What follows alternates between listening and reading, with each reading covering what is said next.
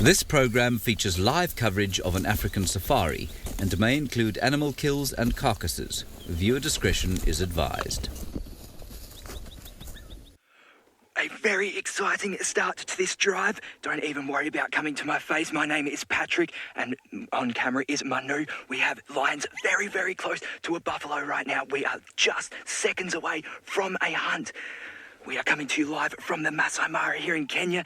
Any questions or comments, please use that hashtag Safari Live. But these lions are literally 10 metres, 30 feet away from the buffalo, and the buffalo have not noticed yet. This is edge of your seat stuff. This is deja vu. The other day we had the Owino prides with 2 buffalo, but they were 1 down. Now there is Butternut thrown into the mix, one of the older ones, more experience. So this is anyone's game today. Very close now. This is tense stuff. Very exciting start to this drive. Almost as if it was on cue. Oh, wow. Okay, so the buffalo in the line is so close now. It's sitting there looking at it from literally 5 metres, 15 feet. This is unreal.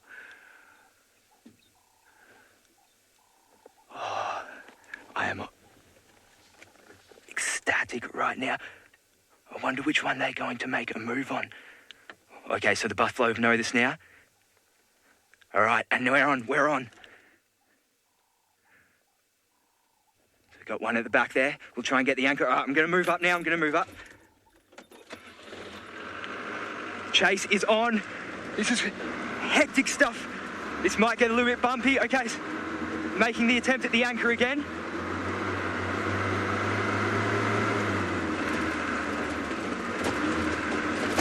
Okay, so one is on the back. One's got the back position now. Okay, kicked off again. Sorry, I'm trying to get as close to this as possible. They are moving very quickly right now. Crazy. Okay.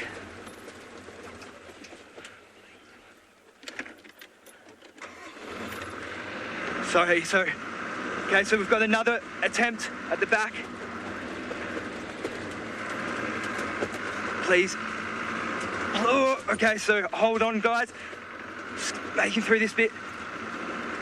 Okay, so the action has slowed down a bit, which is good. Gives us a chance to catch up.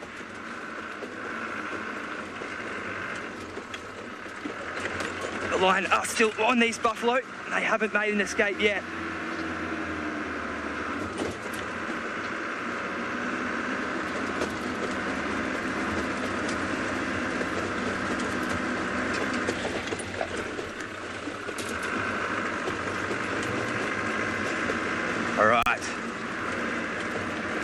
So here we are, we've caught up.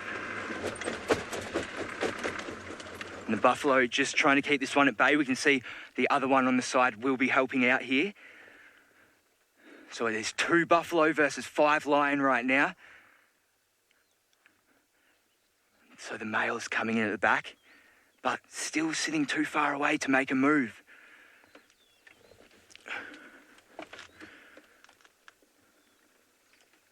Right, so both the buffalo are involved in this now. The lion's just sitting patiently. I can see 4 lion heads, all pretty much surrounding the buffalo here. So one of the lions will try and get the anchor down on the back, and then the next point will probably be the Achilles tendons that they will want to get. Try to sever and stop them from being able to step forward. Okay, so I can see all 5 lions now, and they are closing in on this one. Wow. I am a bit lost for words right now. This is intense. Who is going to make the move? Just not being able to get into the position right now. As I did say, there is only 2 older females in this pride, but these 2 females have made successful buffalo kill on their own when the 2 younger females of this pride and the younger male were still not old enough to be able to participate in hunts. So they have the experience, they have the numbers. It's just a matter of whether they can piece it all together. Okay, I'm just going to move a little bit further forward now.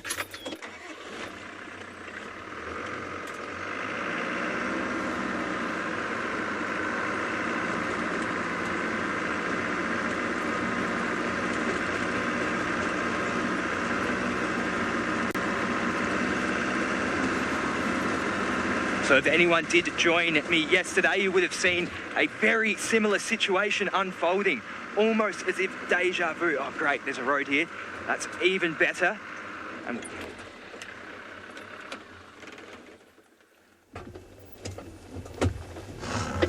So we have been following the Owinos for about 2 or 3 hours now, since they have been reunited with Butternut, and they did try and hunt a warthog but failed, but these buffalo came right after.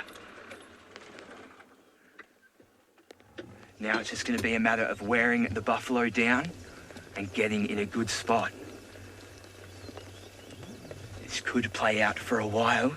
Definitely has a better chance. They have a better chance than they did yesterday. Buffalo's making it very well.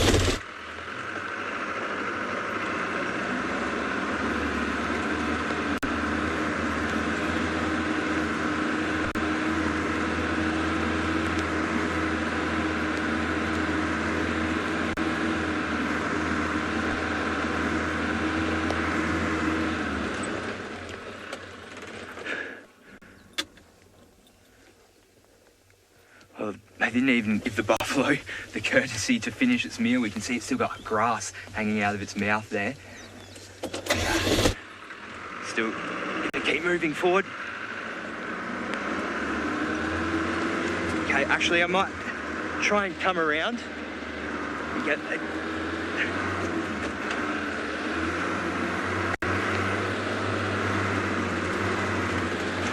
absolutely insane stuff here in the Maasai Mara in Kenya. If you are watching along, please do use the hashtag Safari Live or the YouTube chat stream to communicate with us. Tell us what you think is going to happen here. It is anyone's game at the moment. The buffalo keeping the lions at bay, but they are being worn down, and the lions definitely not giving up the hunt.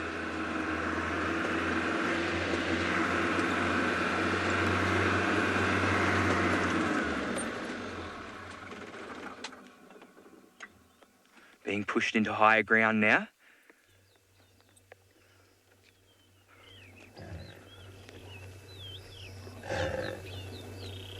Buffalo has a nice position on the top there, looking down. Oh, that could have been a silly move, separating it from the other buffalo and allowing the lions to get in a better spot.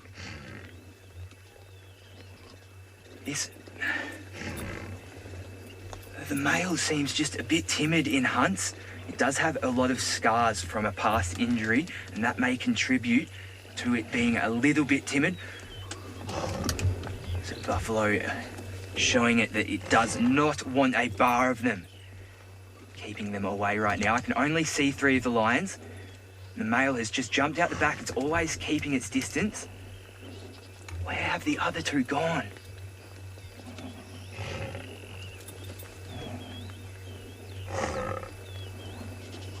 Wow. So things are settling, but this is definitely not over. I'm just wondering where these other 2 are. If they've come around the back, then they could be in a good position, but I'm not seeing any heads in the grass at the moment.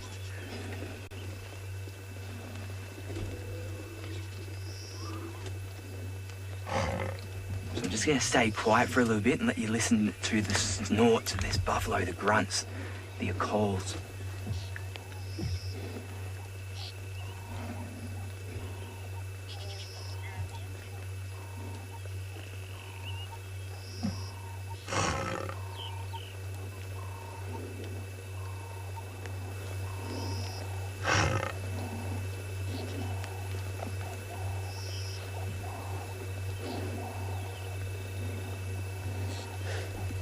Very exciting stuff.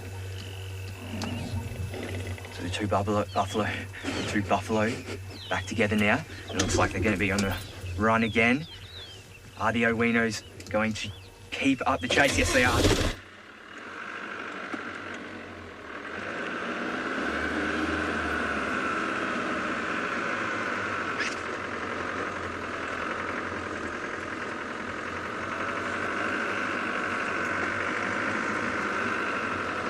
Okay, so I can see the other two now. Okay, so they're not out of it.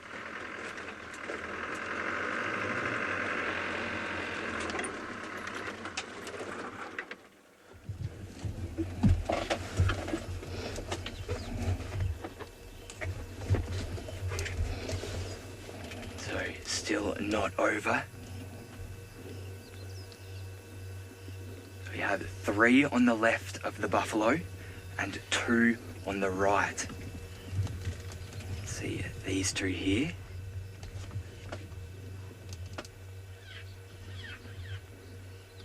Wow, this is deja vu, isn't it? The Owinos versus 2 buffaloes, 2 days in a row. We've been very lucky. It's been very interesting to follow along this pride.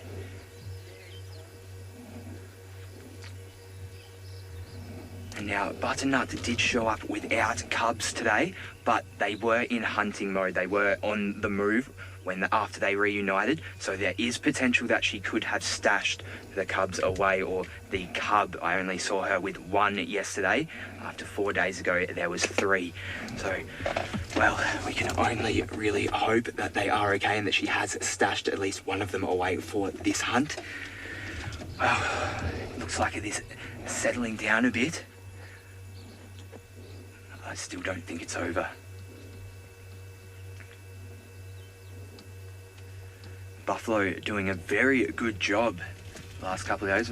Okay, so now we've got one of the lionesses walking away.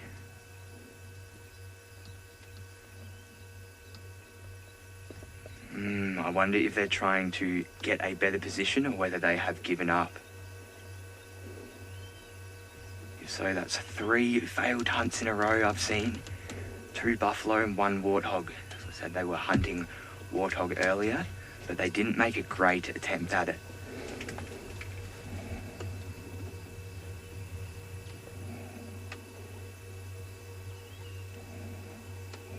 Lioness is moving up where we saw those buffalo when they got that high ground.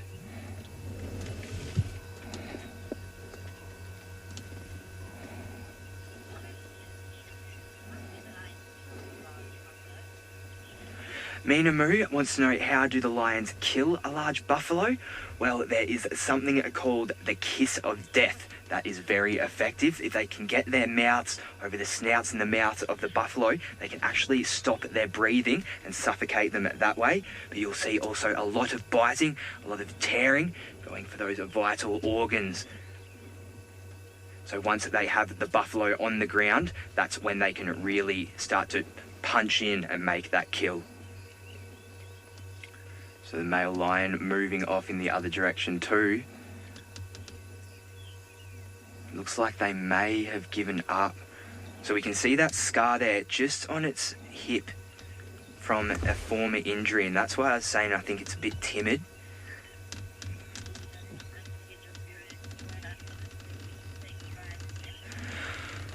Okay, so we will wrap up this unscheduled broadcast, but we are going to stay with the Owino pride to see if they do decide to make another hunt. They are looking very hungry and anything could happen. So if you do want to follow along with all the action, sign in on YouTube and go to Safari Live, and you can watch along, interact with us using the hashtag Safari Live on Twitter. I hope to see you all in a few moments.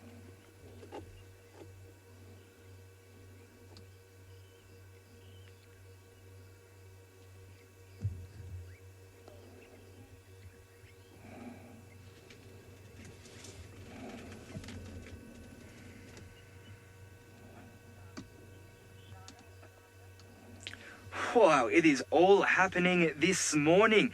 We are going to send you back down to South Africa, where the action is continuing with some wild dogs.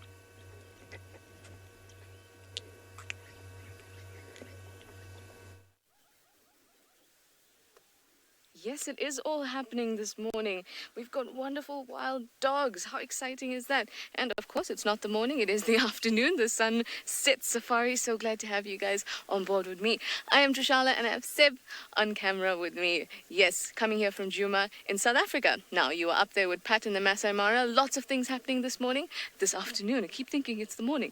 But we have wonderful wild dogs. Now, these are the same ones that we had, or part of the same pack that we had this morning in this area, and this is the Mbali Investec breakaway pack as far as we know. Now we can only see a few individuals. I haven't seen them all, and what you are looking at right now is about there are about three guys just lying down in the grass there. Of course, it is hot. It's a blistering 33 degrees Celsius here in South Africa. I think it's about 91 degrees Fahrenheit, so it's really hot. The dogs think so too, and they've perched themselves on this nice patch of grass here. And it's really hard to see almost, but you can see that sort of artistic coat through the grass, which I love. Absolutely love. Gorgeous. Remember, this is a totally interactive safari. Oh, hello, you've lifted up your head. See? This guy would like you to please interact with us and use the hashtag Safari Live on Twitter, or of course the YouTube chat stream. Always wonderful to hear from you guys. I'm hoping one of these guys actually get a kill and they can eat nicely, and maybe we'd be able to see it as well. Very, very cool. Yeah, everyone's happy to see the wild dogs again. I am absolutely happy to see the wild dogs. Since I've been back from leave, I haven't seen them. Hello. People are starting to get up a bit.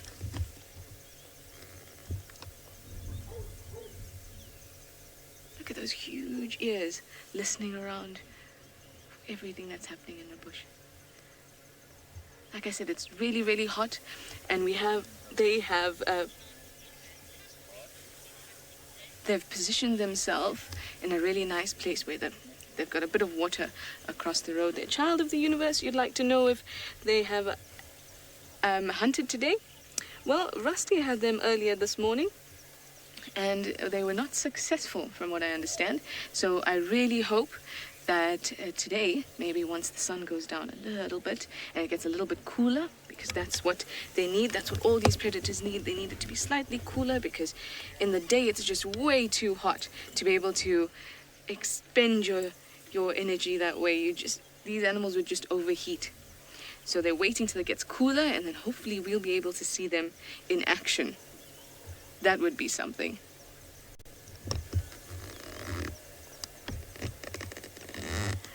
They have moved a little bit. They weren't completely flat in the grass. When we got here, they were under a nice guari bush in the shade, and they moved a little bit. They got a little bit startled by something. There was a loud sort of elephant scream. I don't know if you've ever heard that. If we catch it again, we'll definitely point it out to you, but it kind of goes, ooh! It does do that. Seb's laughing at me. It does. It's such a desperate scream, and that kind of, they picked their heads up and they ran around a little bit, and then they moved to another shady spot. So I really thought they were going to go on the hunt, but no, they were just a bit startled, and then they popped right back down. Very, very cool.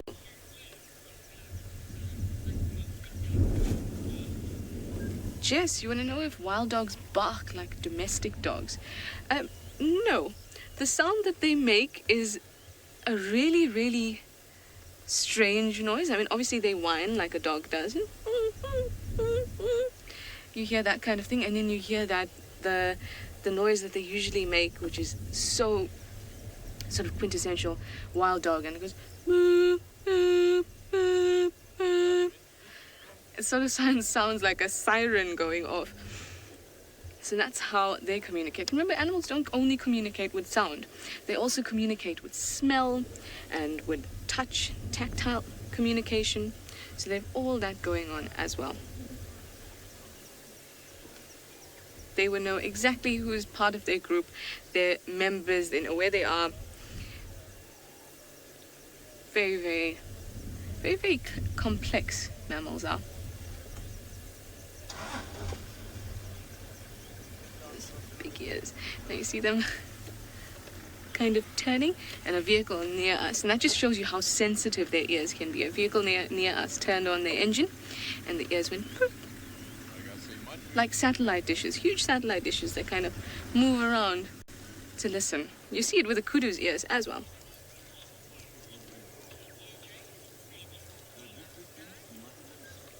Very, very cool. So I will sit with them for a little longer.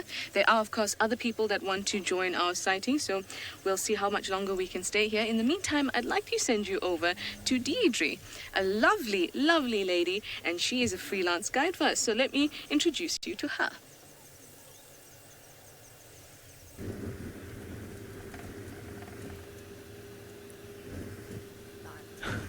Afternoon, everyone. My name is Deirdre, and you've joined me here in Djuma Game Reserve, also still in the Kruger National Park. And we're on the hunt with cameraman Craig and Jamie, and we're on the hunt for Tingala, the great Duke of the North. We were fortunate enough to see him this morning at the Gwari Pan, which is just around the corner, so keep your eyes out, look for the spots. He was quite full, so he was quite lazy this morning. So we're going to see if we can catch up with him. He, as most of you know, and you regular viewers will definitely recognize, it's a new face on Safari Life. I have to admit that we both share a friend, a long-time friend, Stefan Winterboer. He's been nagging for me to come and join an interview drive for Safari Live for years. I have been resisting, but I have to tell you, Steph, well, you've won. Here I am. So this morning, we got here. Jamie suggested let's quickly check Gwari Pan for a leopard. We drove here, and as we stopped, we almost got out to look for tracks, and Tingala was lying right down here on the left-hand side of the vehicle, in the grass, fast asleep. He didn't even bother. He didn't even lift his head. He just lay there sleeping. And then what he did after that was he got up and he moved a little bit further down the road and he found another shady spot. So we're just going to carry on a little bit further and see if we're able to relocate him.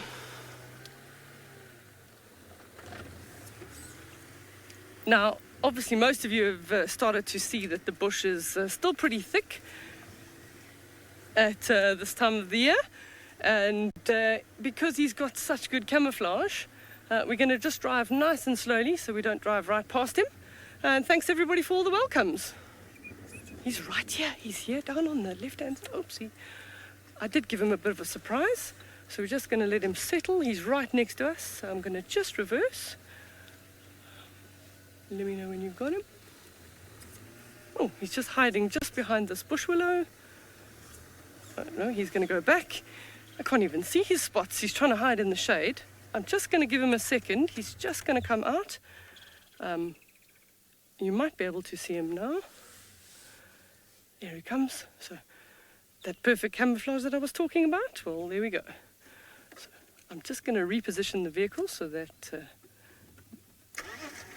you're able to get a better view.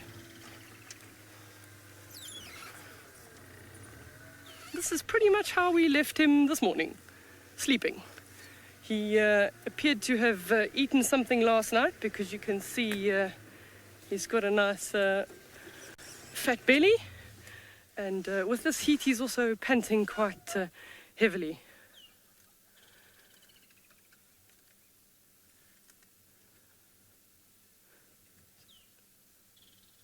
Which of the viewers think Tingala is their favorite leopard?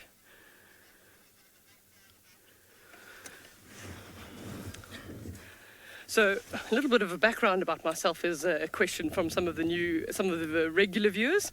I've been guiding for about 20 years. Started my career in the Kruger National Park as a very young 18-year-old safari guide, and then moved on to the Eastern Cape. I did sort of 3.5 years there, all within South Africa, then moved on to the Waterberg, and then to the Kruger for about 8 years. and then for the last 2.5 years pretty much spent time traveling on overland safari. So fortunate enough to have traveled right up through Africa, from South Africa, Cape Town, all the way up to Nairobi and Uganda.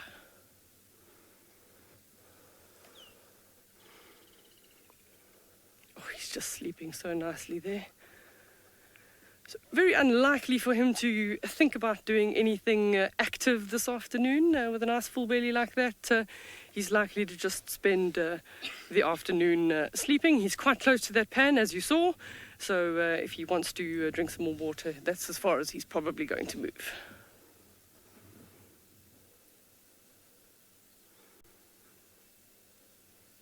I always marvel at the size of their feet.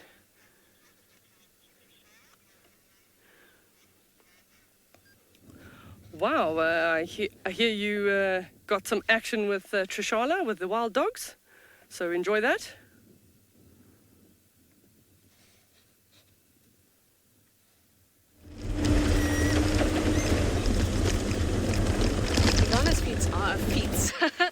Tingana's feet are in fact huge, aren't they? He was such a pleasure to see this morning.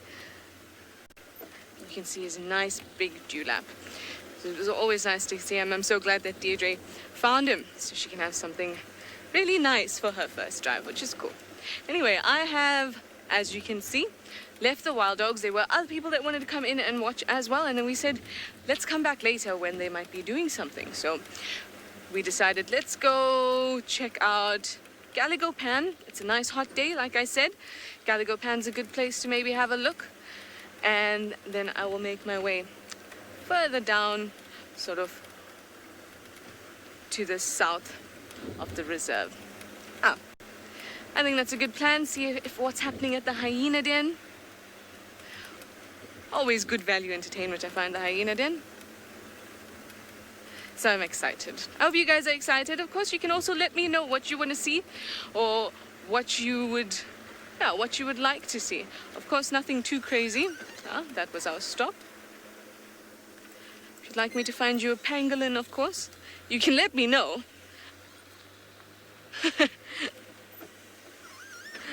And it could, you could let me know, but I doubt I'll be able to help you just yet. So here we are. So this road here is Galago shortcut, and this will take us to Pan. And that's why I want to see if anything's having a drink. It's always nice to go to those sort of areas, especially when it's hot like this. But we have had a bit of rain, so there are a few little kind of puddles here and there, and what that does is disperses the water kind of around the reserve.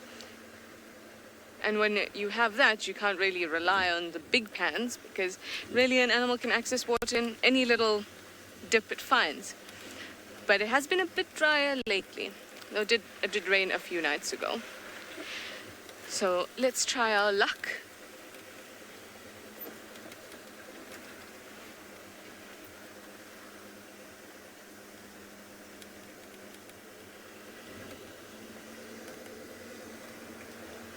Now I have a request for...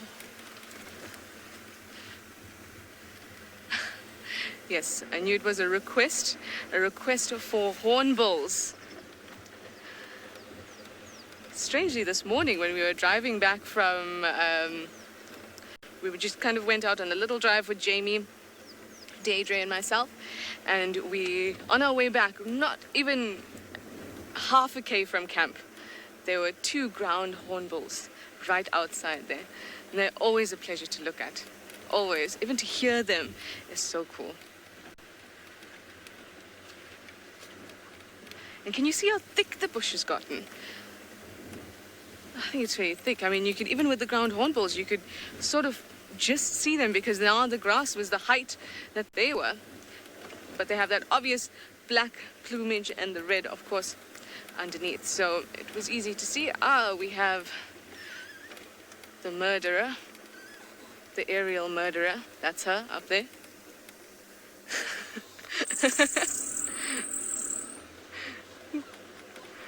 We have camera killers and aerial murderers on this property. Okay, let's see. Almost there, guys. Almost there. What do you think's gonna be there? I think there will be. To be honest, I don't think there'll be anything. But if there is something, it will be an antelope, I would think. Let's see.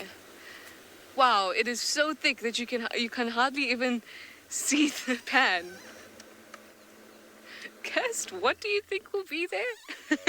A dove. Kirst thinks a dove will be there. You know, you're probably very right, Kirsty. Very right. Look at how tall that grass is. You can barely see that pan.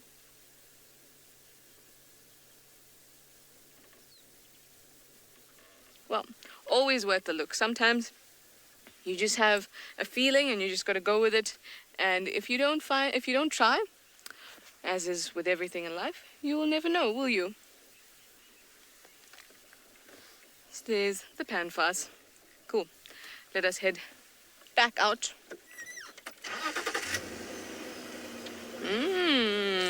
Well, while I look for something special, Deirdre has got something very special for you. But of course, you know what that is.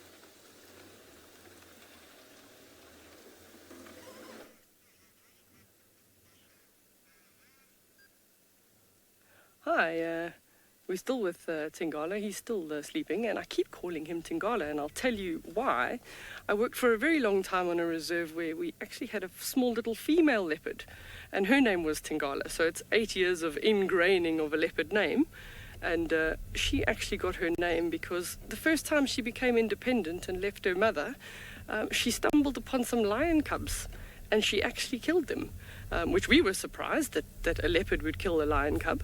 And that's how she got the name Tingala, which means little lion. So no disrespect to Tingana, which means shy, which clearly he's not.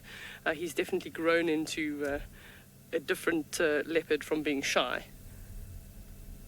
So comparative to other leopards I've seen in my career, he's actually pretty good looking for his age. Believe he's around about 11, maybe almost 12. So he's got a lot of experience under his belt, a nice big territorial male, and I'm sure most of the viewers that have been watching him for a long time have seen a lot of his accomplishments. His mating with the females, his territorial markings, his hunting skills. I saw the clip from Tristan the other day where he went right into the warthog burrow hoping to find a warthog, but he was not so lucky. So as they get a little bit older, hunting sometimes becomes a little bit harder. Obviously, they're getting pressure from potentially other territorial males wanting to move in. Maybe they're younger but stronger, so there may be a challenger on the horizon for him. So he may also start stealing some of the ladies' kills. Even I believe he steals from his own son sometimes. So I don't know if he necessarily stole the kill that he ate, because we haven't seen any evidence of any other leopards around, but he certainly got quite a full belly. Have any of the viewers got any questions about leopards?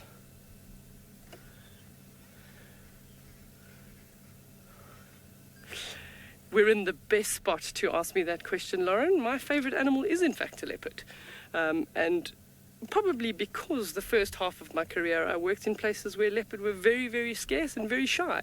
So I didn't get to see them often. And then towards the latter half of the career, I spent time in a new reserve that didn't really have relaxed leopards at all. So we got to go from completely wild leopards to over years working with them that they eventually became very similar to Tingana, relaxed with the vehicles and viewed like this. But just the sheer beauty, those spots, just everything's just perfect. Look at those spots. So you use the spots on the top lip to tell them apart. Literally just the top row of spots will help you identify different leopards from different areas. You can also use the tattiness of the ears. Sometimes that's a distinct giveaway. But with male leopards, sometimes that becomes quite hard, especially if they've been fighting and they get some new nicks and notches in the ears. Then you may confuse them. But fortunately, when they're the size of Tingana and they own a very large territory, you're generally finding the same male in the same places and areas.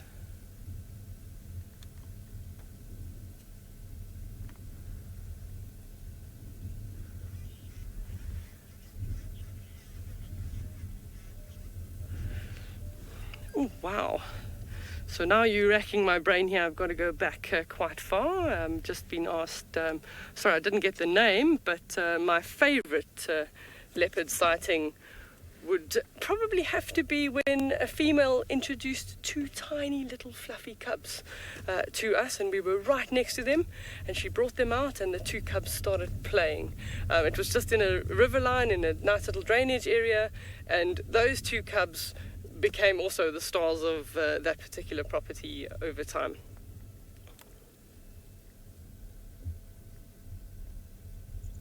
Oh, okay. Now they're just flooding my head. I just keep remembering all sorts of sightings that I remember. You see them. One of them was stalking a scrub hare, and unfortunately the scrub hare wasn't so lucky and wasn't so alert, and got grabbed by also a young female leopard. And by the time she got hold of it and unfortunately dispatched it, she had to obviously pluck all the fur out, and it didn't really look like she actually enjoyed that meal for a while, because all she was doing was spitting the scrub hare fur out of her mouth before she actually got a bite to eat. You can see the flies are bothering him a little bit. Every now and again his nose twitches, and he gets his paw ready to swat them away, and his ears keep moving. Look at the size of those feet. You can see very, very nicely the claws sticking out. And for them, they sort of, they are retractable claws, but the leopards will obviously bring them out when they've stalked the prey and they jump on the prey to grab it. They'll use their claws to hold onto the prey, and particularly with hard prey, things like warthog, and then it helps them hold on to until they get the throat grip. But also with them, helps them climbing trees. So some of the trees here have very loose bark, and it allows them some nice grip, especially for a male leopard or a female carrying a nice heavy meal up the tree to hide it from the hyenas.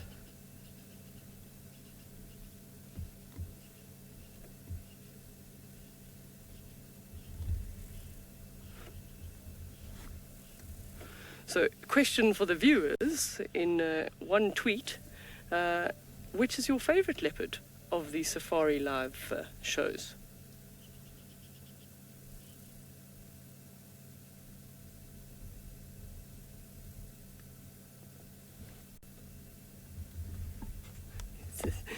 He's just snoozing. This is what you would call a Sunday afternoon snooze, everybody. The only thing he's not doing is snoring.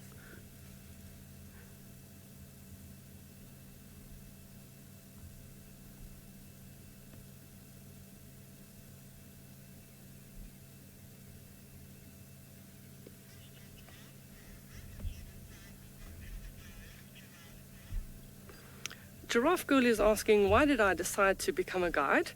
Well, I grew up on a farm, so I'd always had the opportunity to be outdoors with animals. Granted, they were farm animals. We had donkeys and ducks and geese and chickens. I even had a pet chicken. That was one of my first pets. And then when I was in high school, I decided to do some volunteer work in the zoo, which was also working with farmyard animals, which I was familiar with.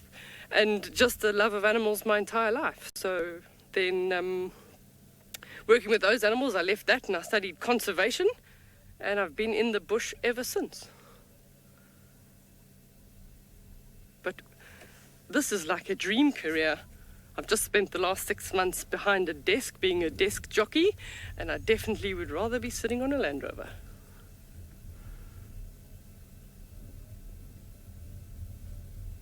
Ooh, there's a kingfisher, a nice woodland kingfisher, just landed on the branches just above Tingala there.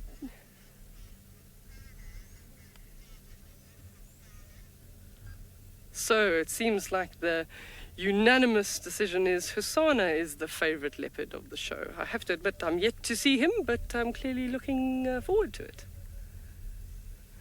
when he comes back.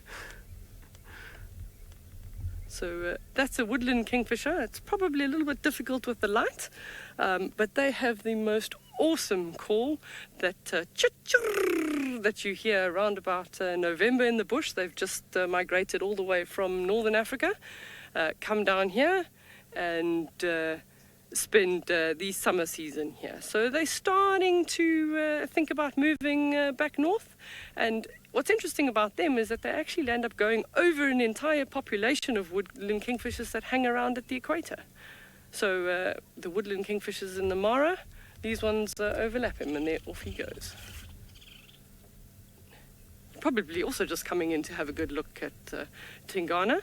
He doesn't obviously feel threatened by a leopard because he can fly off, but you do sometimes get other birds that will alarm at leopards, particularly some of the franklins, like the crested franklin and the spurfowls, as well as even the grey go-away bird. They often have something to say if there's a leopard actively moving around in an area. They're just trying to give everybody else a warning to say, hey, there is a predator in the area. And as a guide, that's almost like a sound that you can't ignore. You have to go and have a look and see what the birds are telling you.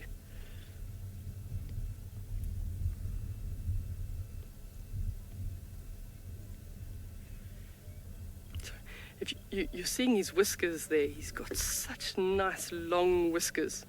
And for cats, that's a very, very important thing for them. Their whiskers help them from a sensory point of view. Okay, after having a look at his whiskers, we're going to send you across to Trishana to see what she's up to.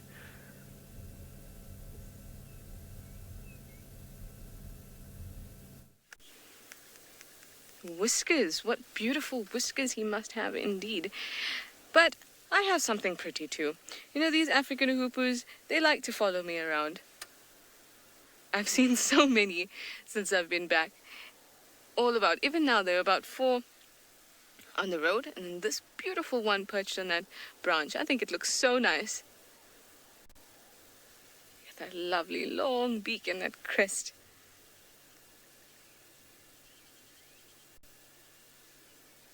Really, really cool. One of the understated birds, I think, because we see them so often that you kind of get spoiled, and then you forget how incredibly beautiful these birds are. And when you have good looks and a closer detail, and you can see the coloration on the wing, it's a stunning bird. And there you are, moving to the wind, swaying your branch, isn't it? Wind through the hair. Beautiful. And they're off for us. Well, I am on the road heading to the den, and Shane says this is your favorite bird. I'm glad to hear it, Shane. It is definitely one of my favorites. Like I've said to you guys before, it's very hard for me to choose favorites. It's one of the things I least like to do, is choose a favorite, because everything is my favorite. I know that's a bad thing, but it's true. I love everything. I just can't stop. Anyway, I am on the road to the hyena den, or almost on the road to the hyena den, so we will end up there very, very soon. So, let us drive on. Also, guys, please remember that the Wild Earth Expedition, the second one, will be open for bookings today after the Sunset Safari. And of course, you can find out any extra information you'd like, and to actually book after the Sunset Safari has finished. And you can go onto our website, which is wildearth.tv, and then /expeditions. And then you can read all about it, get an idea, and of course come and join us. We had an excellent time the last time that everyone was here. It was also really nice to meet you all and kind of get an idea of who are these people that watch us. And kind of, you know, we have a relationship now, so it's always nice to meet you guys. So please book. We want it fully booked so we can meet as many of you as possible. Really nice. Sit down, have a nice dinner, get to chat. Really cool. So please do that once the safari closes, and go onto our website.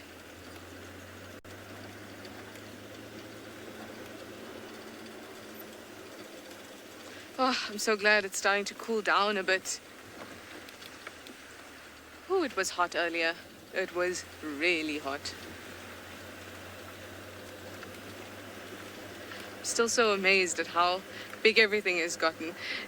When I was off-roading through, I can't remember when it was, one of these days recently, and the grass actually came to my knee where this door is open, just on my right. The grass was touching me, even though I'm in the car. It was that high.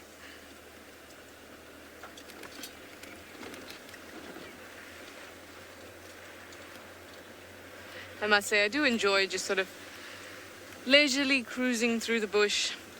You see all the wonderful things. I mean, even the dead branches look beautiful. Even the dead branches.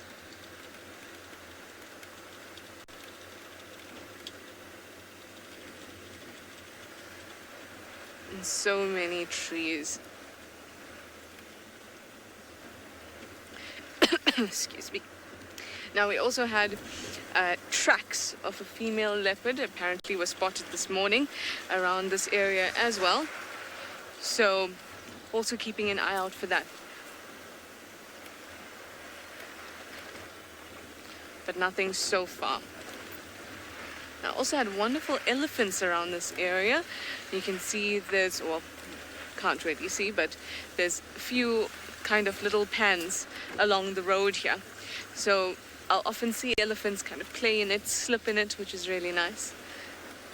Hey, you can have a look at the bush as we drive past. Look, it's like you're right here. How cool is that? I'll slow it down for you so you can actually see nicely. You can pass all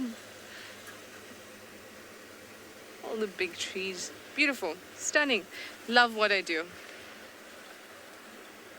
Anyway, I'm almost at the den. When I come back, we will be there and hopefully it'll be busy. In the meantime, let me send you over to Deirdre with that beautiful spotted cat.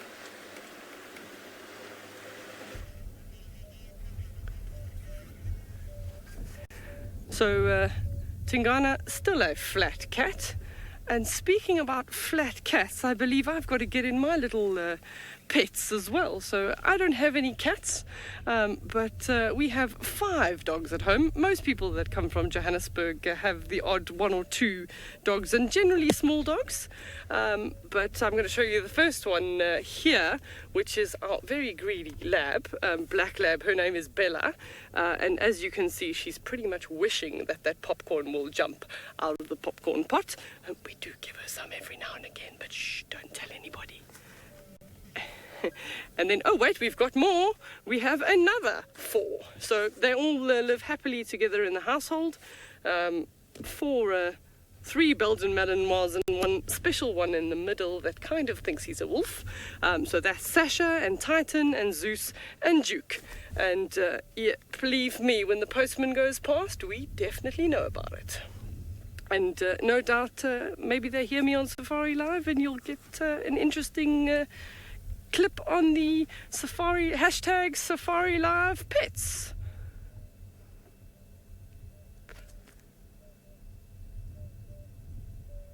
So speaking of cats, I've been here for 2 days and had the very fortunate opportunity to spend some time out with Jamie when we were with Tlalamba. Unfortunately, she was in the rain. So she just finished her duiker kill that Tristan had seen in the morning. And she was out of the tree and she was on the ground, and then it started to rain. And if there is one thing that a cat hates, is getting wet. If we look on the western horizon, there seems to be some storm clouds brewing, but the good news is the wind is blowing them away from us. So I'm hoping that we're not going to get wet tonight on safari, because today we didn't put a roof on. What Tlalamba then decided to do was hide in the bushes. James is asking a question: am I a keen birder? Do I like birds? Very, very much, James. I wouldn't call myself a twitcher that I'll run around and spend time going to specific areas to find a specific bird, but certainly if I am in a new area, then I will try and find as many of the new birds as possible. Probably the one that's on my want list has to be a shoebill, and going to Uganda just weren't in the right places at the right times to have actually seen a shoebill, but plenty of favorites, but shoebill definitely top of the list.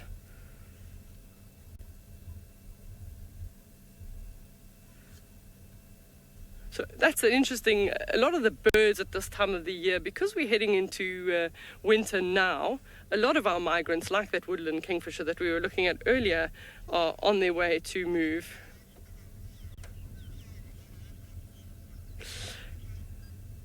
So I didn't catch the name there, but the question is, how large a meal can this cat eat? Well, a very good question, because what you'll find with very young leopards, when they're inexperienced,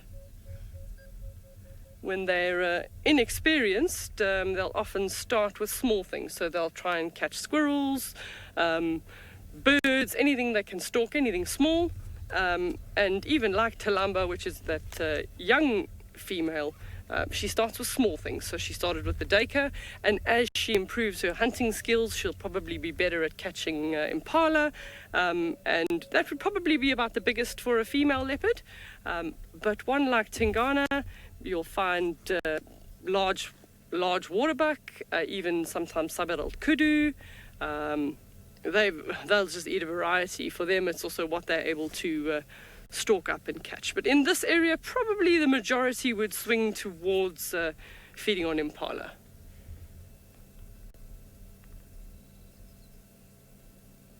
I'd love to know what he ate, because your average leopard, male leopard, probably weighing anywhere over 80 kilos. Tingana might even be a bit more than that, and he's certainly a few kilos heavier after his last meal.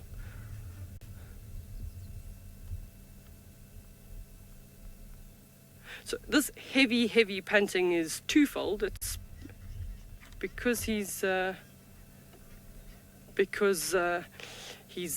a full belly and he's in the heat. But good news is that the Mara, Pat, is ready to show you a thing or two in the Mara.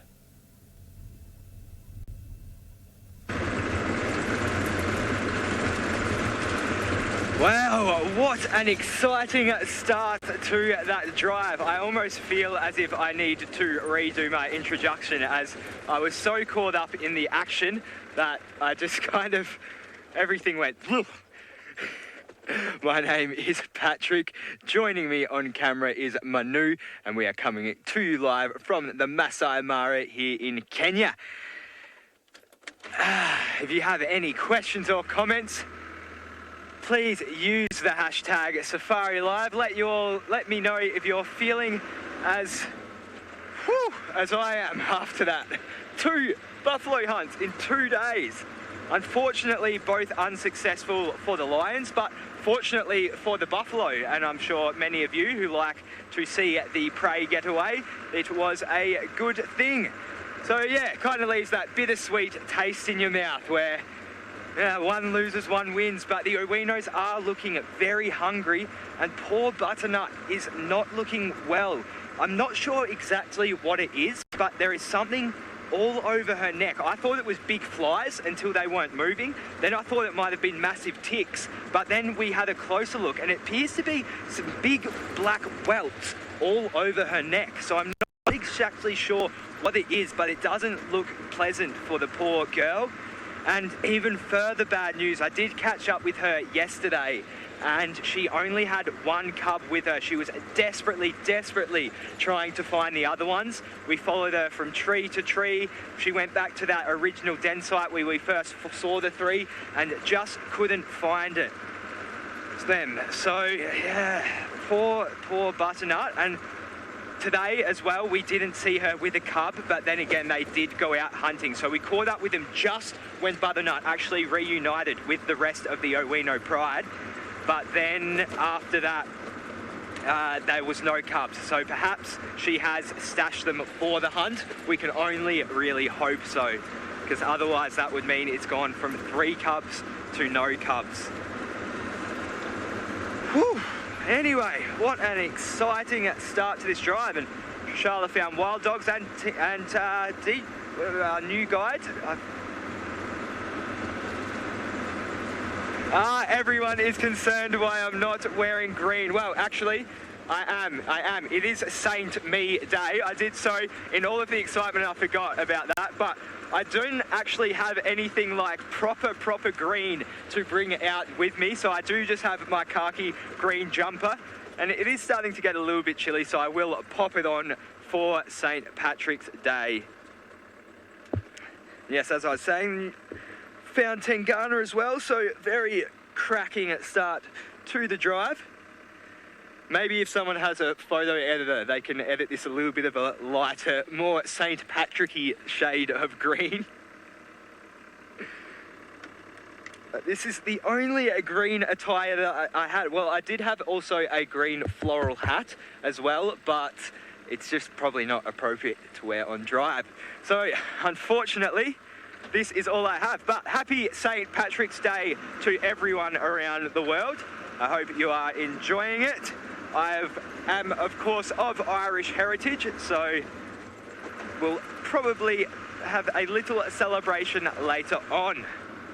So it seems like Trishala is trying to continue her luck this morning and this afternoon, and checking out the hyena den.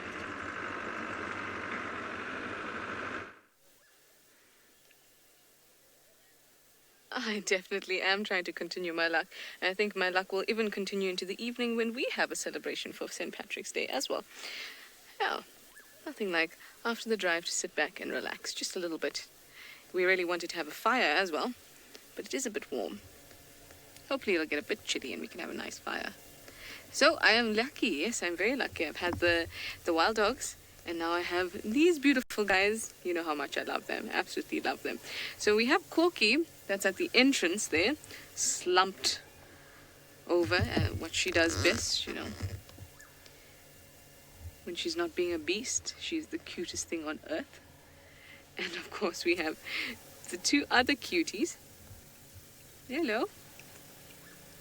I think these both are pretties, because we know that Plonk has the really dark spots, and he has two patches of white just on each side of his spine, and he also has that kind of a C on his thigh, and then I also think on the other side he has kind of a triangle without corners, if that makes sense. And so these two I'm pretty sure are pretties too. And we had a ribbon on the other side of the den. Oh, we're dozing off. We can barely keep our eyes open. Where's your friend Plonk? See the flinch of the ear, it's as if he heard me. Oh, just like a little baby. I'm sleepy, but I'm not gonna sleep. I'm not.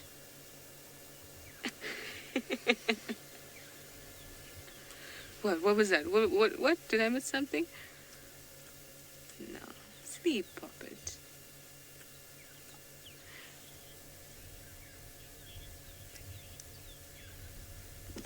Oh, did you fall over? The other one fell down. Oh.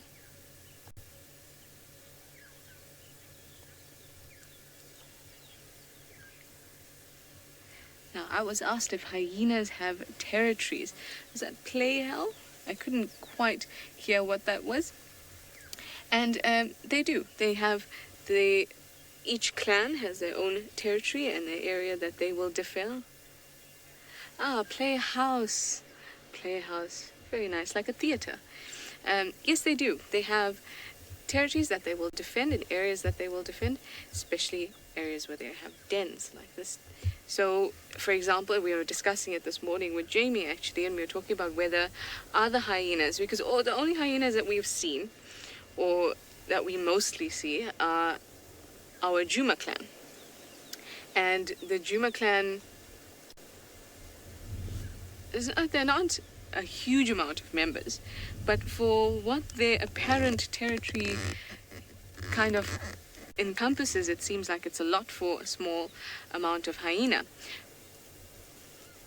But then Jamie also told us that when there was an elephant carcass, then there were other hyenas that had come in as well. Obviously they were fighting and other sorts of things, but it's interesting. In fact, I was just thinking about it today, about the territories and exactly who else would come in and how would they come in. But so far I have just been lucky enough to be with our little Juma clan here. Everyone's sleepy.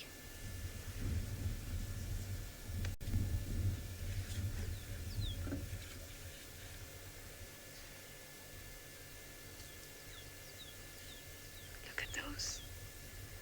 Oh, there you can clearly see it. So when you see a hyena track, that's exactly what you're seeing. And I always love to see the actual paw because it gives you a good understanding of the shape and size of that track. So you can see that the back pad only has 2 lobes, whereas with a leopard or a lion, you see the 3 lobes. And also, if you think of your own hand, when you take paint and you pop it in the paint and you pop it on a piece of paper, then you also kind of have 2 lobes at the bottom by your wrists. That's cool. Very, very cute. Look at the legs crossed. Mm-hmm. Oh, yes, you are. You are a princess. Hey? Stunning. Anyway, sitting here for longer, of course, because these guys are just way too entertaining. Look at that. Roll around, roll around. In the meantime, let me send you up to the Maasai Mara wooden pat.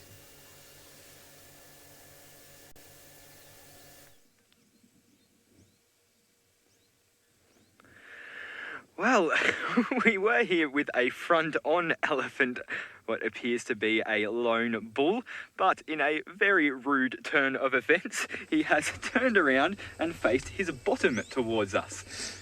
So he obviously must be a little bit camera shy. We just came across it grazing on the side of the road right now, and I thought, well, why not balance out the exciting start with a little bit of mellowness.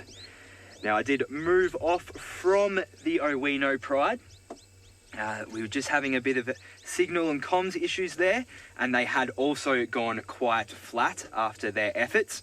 So I probably will circle back to them and just check in later, because there's one of 2 things that could happen. They may go back to hunt, and they also may, Butternut may also lead us to her cub again if she has stashed it. But right now, I'm held up in a bit of a roadblock. It's the best roadblock to be in, though. Well, we can see a little bit of dribble coming out of the appendage there. Hey, showing us a little bit of attitude.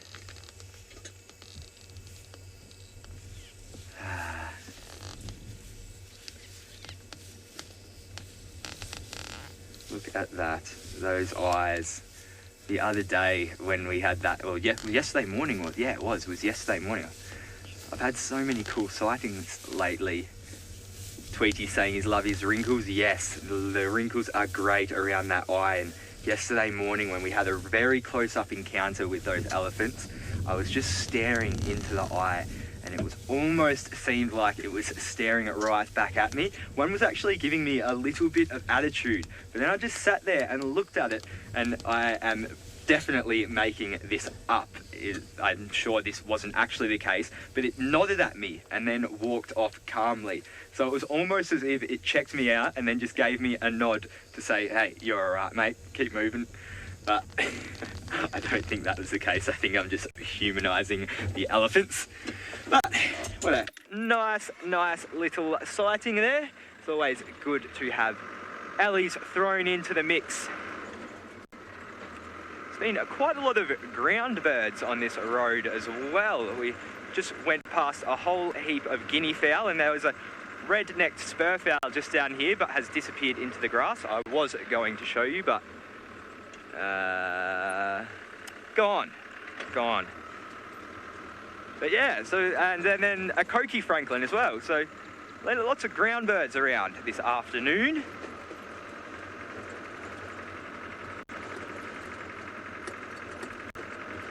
All right, well, I think we are going to head up north and potentially try to find cheetah cubs. Not making any promises, but that is the plan. In the meantime, let's go back down to South Africa and see what is going on down there.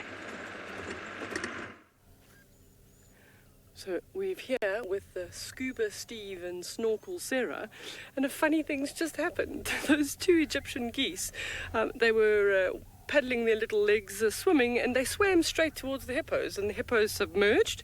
And when the two geese got to the middle, the two hippos popped up, and it was a rather scary moment for the two Egyptian geese. They seem to have moved off a little bit, and they're sort of waiting for their heart palpitations to get back to a normal rate. And then they'll probably carry on swimming. But it was a rather silly thing for them to do, and they could see that the hippos were there, and they just swam straight towards them. So Steve and Sarah are two resident hippos at the Buffelshoek Dam, a male and a female. So the male, bigger one of the two, and then the female. So it looks like Steve on the left, Sarah on the right. We call them snorkel and scuba because they spend so much time under the water. So when a hippo decides that he wants to submerge himself, he's got the capabilities to spend at least about 6 minutes underneath the water. And if they want to move, they generally then walk across the bottom. But where they are now, they're not floating, they're standing where they are. So all they have to do is just lift their head up, open their nostrils, take in a nice deep breath, and then they can put their head down again. It's been quite a warm day, so that's why they're still in the water. When it starts, when the sun goes down and it starts getting a little bit cooler, that's when they'll think about moving on to go and find some grass, walking out the water at night. For you bird lovers out there, we've got also a blacksmith lapwing to the right on the edge of the water.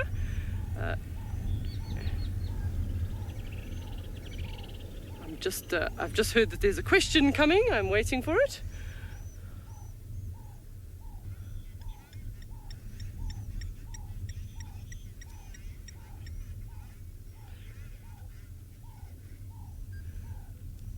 So, what is the gestation period of the hippo? Someone from the universe. Child from the universe. Apologies, I've still got to get all those handles. So the gestation period of hippo, quite interestingly, is actually only 8 months. And you would think, wow, why so short for an animal so large? Because you compare them to an animal relatively the same size, like a rhino, a female white rhino about 16 months, and a hippo only 8 months. But the development of the calf is pretty quick because they have the comfort of being in the water. So that sort of the buoyancy of the water, the calf is quite small. It is very tiny when it comes out, only weighing a couple of kilos. When she gives birth, what she'll do is she will give birth in the water, generally close to the shallows, to the edge, where she's able to push the calf to the edge of the water so that it can take its first breath. And at that point, she'll be extremely protective of that young calf. She doesn't allow any of the other hippos too close by, and she even wouldn't allow even other animals or people to approach her. That would be when they would get really, really aggressive. And then if she needs to take it to deeper water, obviously the calf is tiny, so it almost sinks to the bottom. It almost has to bounce off the bottom to come up to take a breath of air. Sometimes in the day, you'll actually find a hippo calf lying on the back of the mother so that it can stay in the safety and the security of the deeper water, but it doesn't have to struggle so much to bob up and down in the water. So that would always be a hope that we have a baby hippo out of these two in the near future. So another tall animal that has a very long gestation period would be a giraffe, and Pat's going to tell you a little bit about that.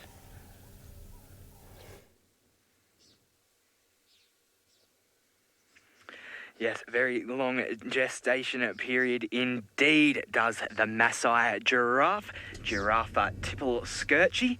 So yet another big mammal along this drive, something intimate and close up again. So it's been a very cool little experience so far. Now these ones are being absolutely harassed by some oxpeckers. You can see them on this one's neck here, but there was another one whose neck was absolutely thick with them, and it was shaking its head around, running about. The poor thing, it just looked absolutely devastated. It was swarmed by these little fellas. See, going about their business there. It looks like they are picking something off the giraffe. I can only assume it ticks. But they also may be going for the blood underneath the ticks as well.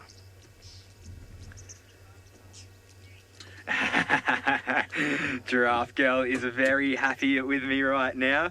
Yes, I think every time I find giraffes now, Giraffe girl, it can just be dedicated to you, because I always come across them by chance. Whenever I say I'm going to find one for you, I always end up, well, sometimes I find them, but other times I haven't been able to show them because of infrared range and all of that jazz.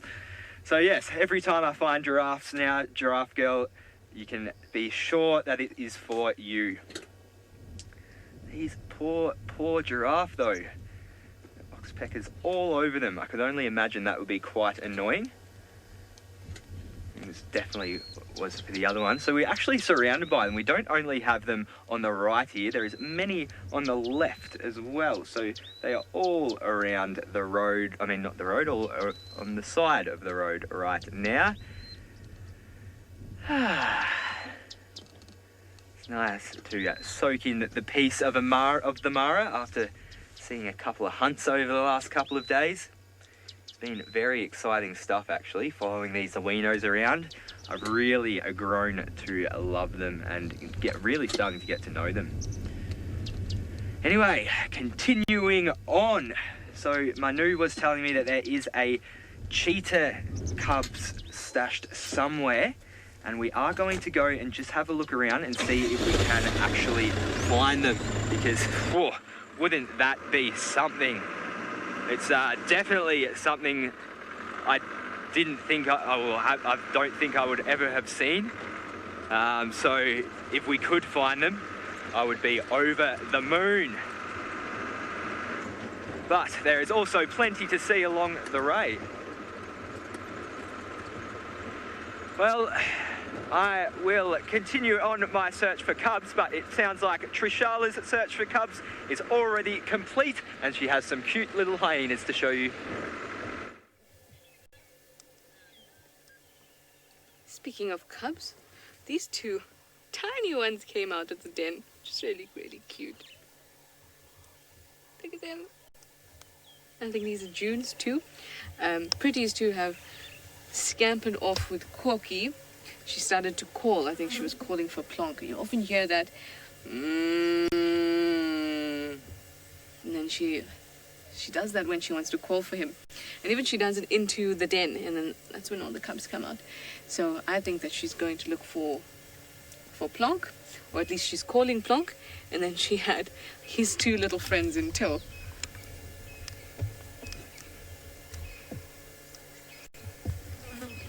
Now Ribbon is on the other side. I don't know if these two will go down to her. One seems to be trying, but this one is a little bit curious. And I love when they're really tiny and they have these lines on their head and their forehead, and their eyes look so cute. It's just totally innocent. Oh, so sweet.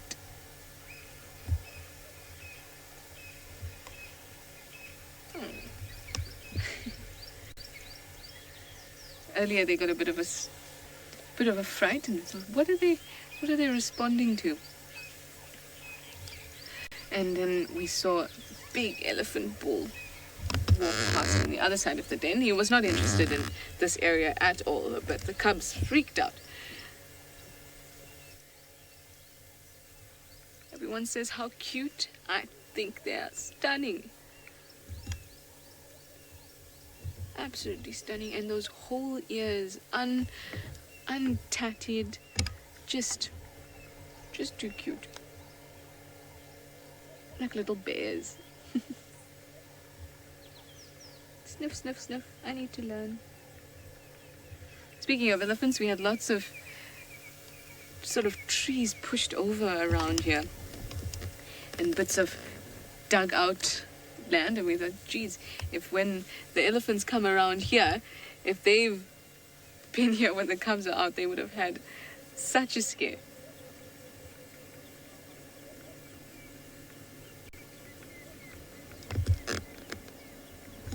I would love to see what a cub would do if it sees a big elephant. Viewers, you guys are asking if these are June's or Ribbon's cubs. You know, I was actually thinking the same thing. I haven't seen Ribbon's cubs yet. And you know that they came out as she joined at the den when I was on leave. And now, when I look at these two, one definitely looks younger or darker than the other, but then also, you know, coats change and spots coming in at different times, so I can't be sure. Now, we do know that Ribbon is on the other side, but the cubs haven't gone to her. So maybe these are June's cubs, and we'll soon see. I mean, if they go to Ribbon and they suckle, then we'll know for sure that they're Ribbon's cubs. Or if June comes and joins us, then we'll know. But since I've been back, I haven't seen Ribbons. I've only seen Pretty's two, Plonk, of course, and then June's two.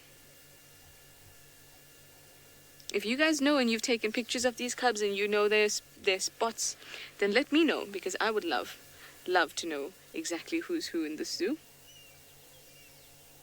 Use that hashtag Safari Live. Please let me know.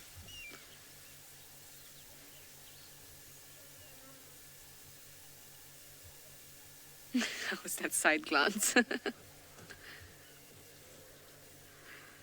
That's so cute because it's similar.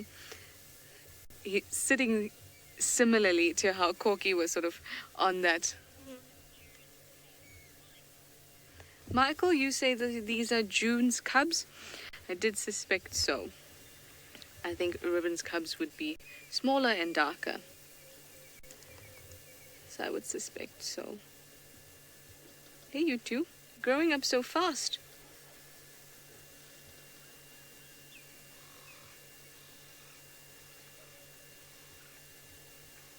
All the ears listening around to the bush. What's got your attention?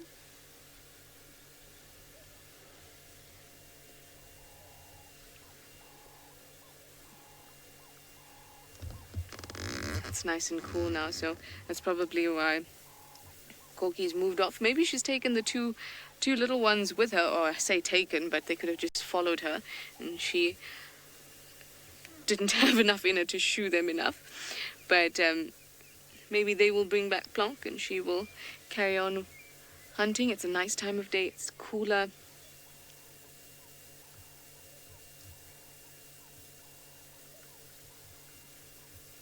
I think I might move around to where Ribbon was and just have a look at her too. Janet, you'd like to know if I think that these cubs are thin or if they look like they haven't been fed well. I kind of know what you mean. I know what you mean. They look a bit gangly, or you know, they do look a bit gangly, but I wonder if that's just the phase of growth that they're in, because you'll find that the legs will grow and then the rest of the body kind of needs to catch up. The ears will grow, legs will grow, and they look a bit disproportionate. So we'll see, or have a better look. But I don't think they're too bad, to be honest.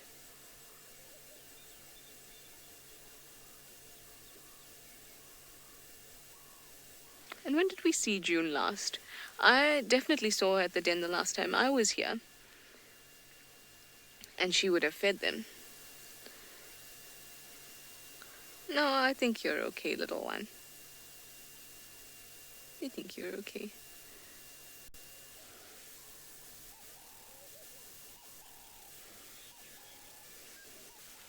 Okay, they've moved over to the other side. Let's see. Ribbon is there. Let's go visit her. In the meantime, let me send you over to Deirdre, who is doing something we do a lot.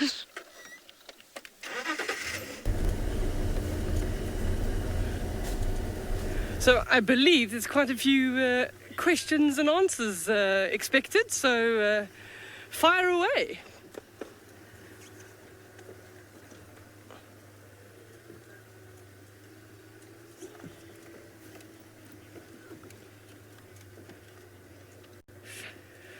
Wow. So Magic Dragon is asking, what is my favorite place to guide?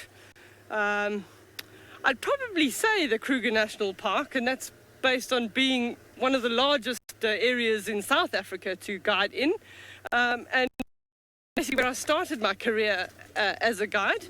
I was very young, as I said earlier. I was 18. I was driving a big safari vehicle for like 20 people. So we didn't really get out the vehicle or do anything. But over the years, to be able to be in foot in one of these last big wilderness areas of South Africa has been really, really awesome. And the best part about guiding is the fact that every day is different. You just never know what you're going to get next.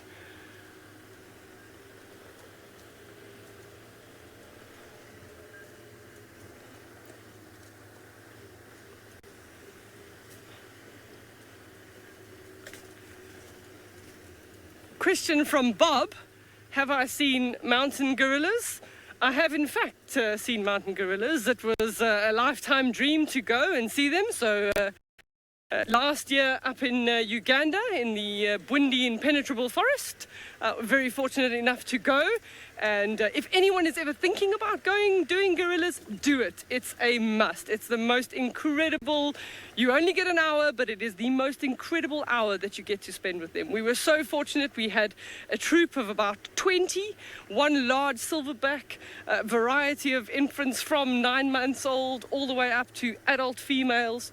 And just the sheer interaction. I couldn't believe that an animal so large we could see so close that was relatively undisturbed by our presence. They just did their thing. And towards the end of the hour, they landed up in a nice open clearing, and we had 14 gorillas in an open clearing. And the big silverback was in the middle. He pulled over a large stump, and they were picking with their fingers in that rotting stump for all the grubs and the larvae. So absolute must, Bob. If it's on your bucket list, do it.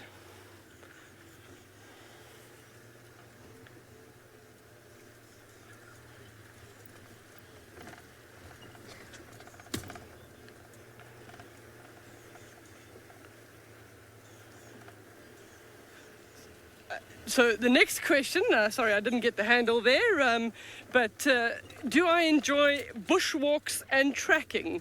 Absolutely. And if all goes well, I'll be joining Jamie on a bushwalk tomorrow morning, so we'll absolutely see what type of tracks we can find. We have been looking for some this afternoon. We've actually just found a very interesting thing at one of the mud pans, is a random egg that was just deposited on the side of the pan.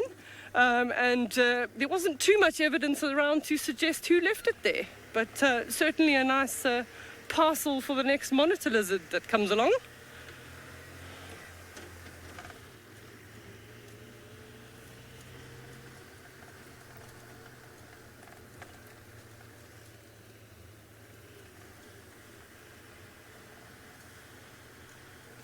We might be lucky. We're heading into a view into the west.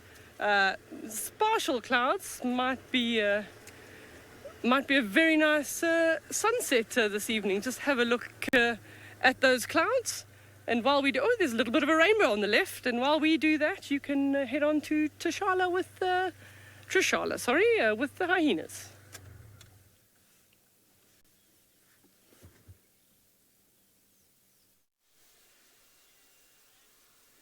I'm sure it will be a beautiful sunset this afternoon. This morning was one of the most stunning sunrises I've ever seen. There was huge layers of mist, and then the sun popped out like a golden ball from behind them. It was stunning. Much like you, Ribbon. Yes? It's a sleepy day here at the hyena den. Everyone's just kind of trying to keep their eyes open. Hey. Can you see all these depressions they've created? Even she's sitting in one. Oh. How was that? You saw the moment of collapse.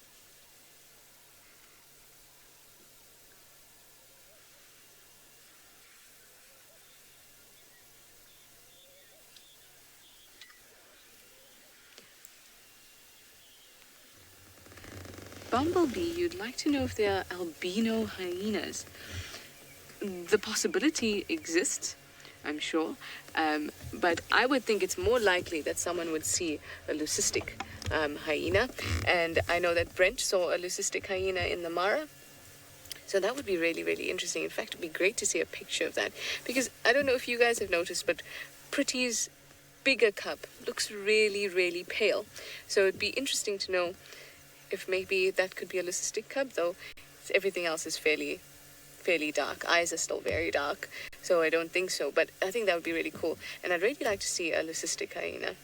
Imagine an albino hyena, though, white. Imagine a white hyena. It looked like a spotty, wolfy thing. Very cute, I think. Maybe blue eyes. Like husky. That would be nice. But no, not here in Djuma. Definitely not here in Djuma. But Brent was lucky enough in the Mara to see that.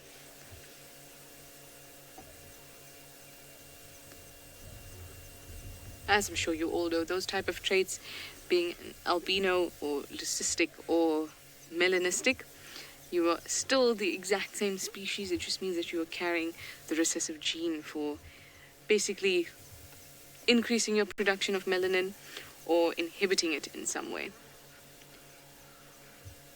That's how you have white lions. They are leucistic lions.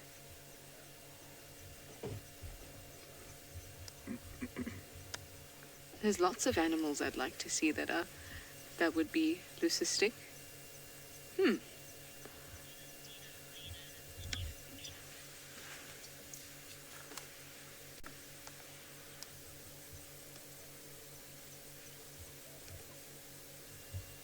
Do you know any leucistic hyenas, Ribbon? Is that a no?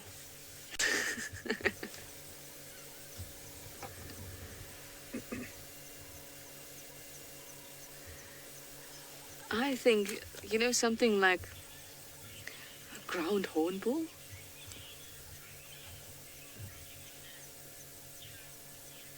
Child of the universe, you'd like to know when the last time I saw a hyena that was not part of the Djuma clan was. Well, like we were discussing earlier, I have only seen Djuma clan hyenas. I've not seen anyone that is from outside sort of the clan. And from what we know, hyena territories, especially or specifically to the Kruger, can be about 150 kilometers squared. So that is a big space, and I think that's something that's more appropriate for a bigger clan. So I don't think that this clan occupies that kind of space. I really don't think so. But that being said, I haven't seen other hyenas around, or members of other clans around.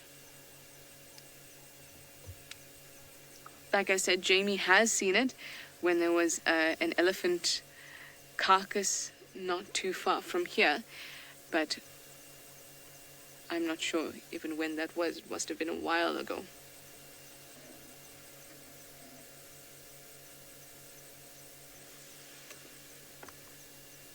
Oh, cubbies, where have you gone?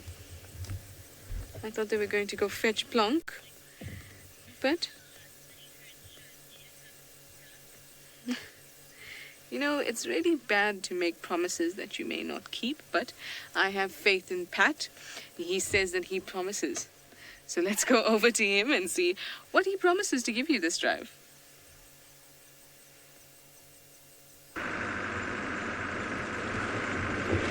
I did not promise. I specifically said, as soon as I said I was looking for cheetah cubs, that I'm not making any promises. But anyway, so we are in the area now.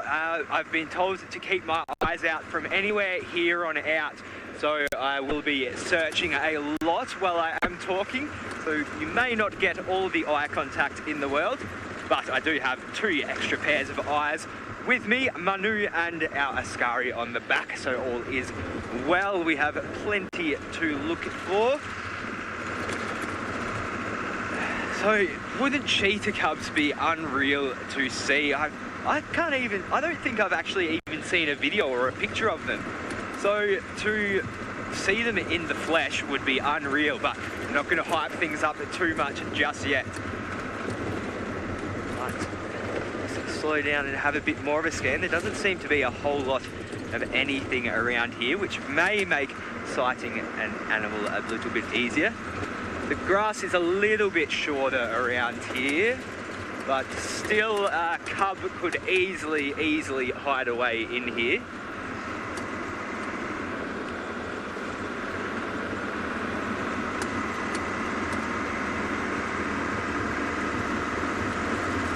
So speaking of cheetah, Busara finally got herself a kill. I'm sure you all have heard that.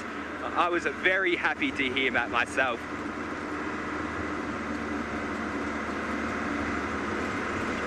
Christy, what is my favourite baby animal to see? Well, I very much love lion cubs.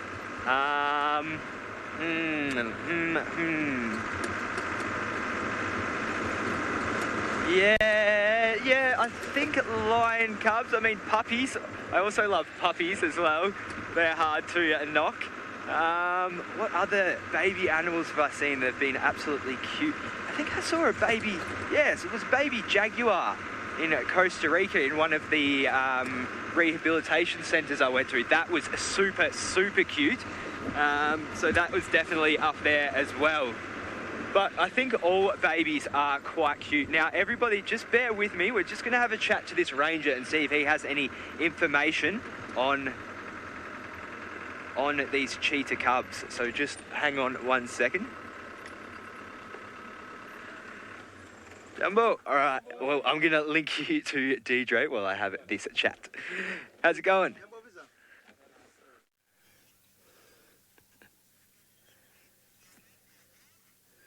So, look what I found. 2 little Easter bunnies. It is a little bit early for Easter, but they're also out early. This is 2 scrub hare, which is quite strange. You normally see them when the lights have gone down, but they've obviously decided that they're coming out early to get a quick bite to eat. Who knows, they may even be on a date.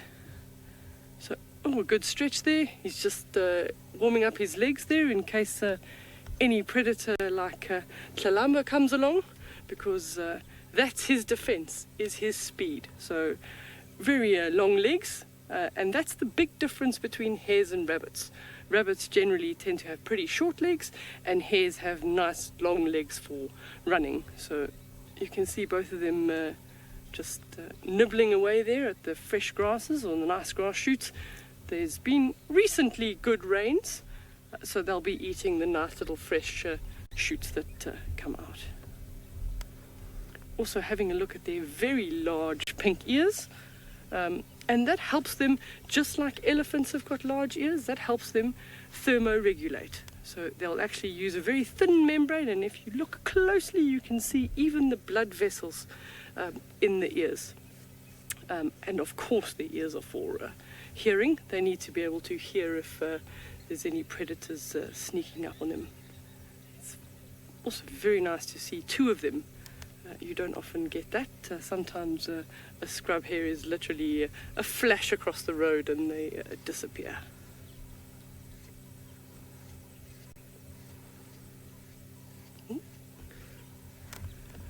You also notice a big white ring around the eye, and that'll aid them in moving around in the dark.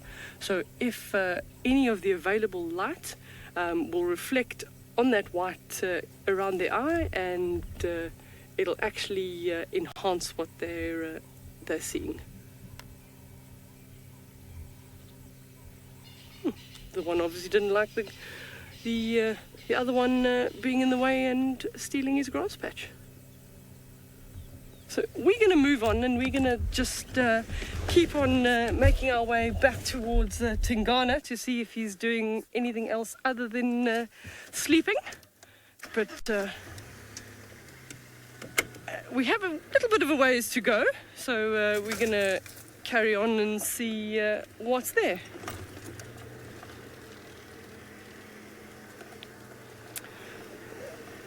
It sounded like Carrie is asking the question of, do I have a least favourite animal? Wow. I would probably say a snake, and the only reason I would say a snake is I had an altercation once, and it was a spitting cobra that decided it didn't like me and spat me in my eye. So me and that particular individual snake have a bit of a beef. But otherwise, snakes in general, I do respect them. But that particular one, definitely not.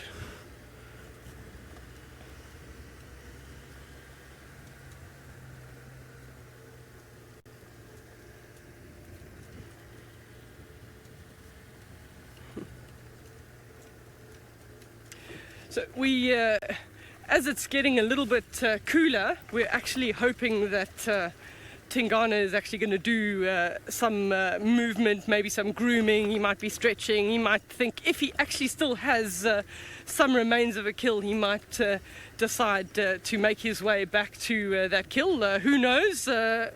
Cross your fingers. Maybe we get to see that. He definitely hasn't been anywhere further than the pan for the whole day. But one never knows.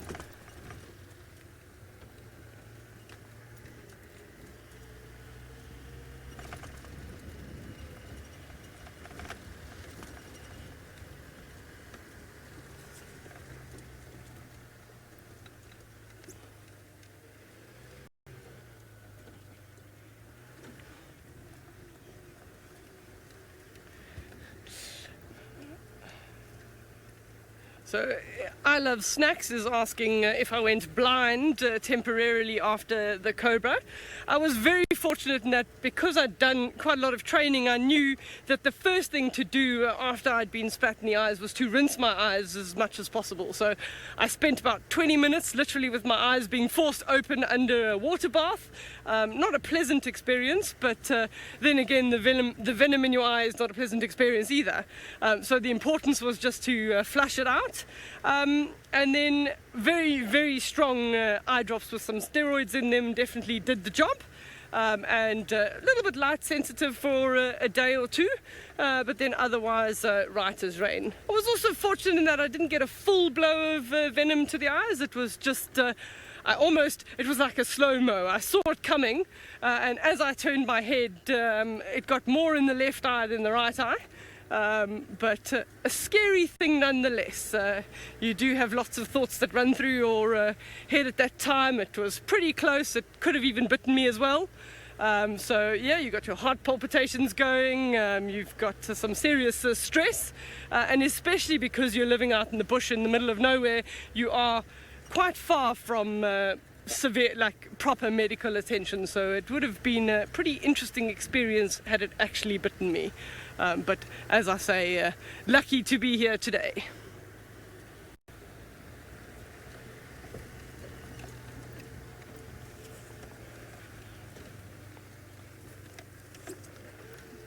So we're not finding too much at the moment, so I believe Trish has a herd of elephants.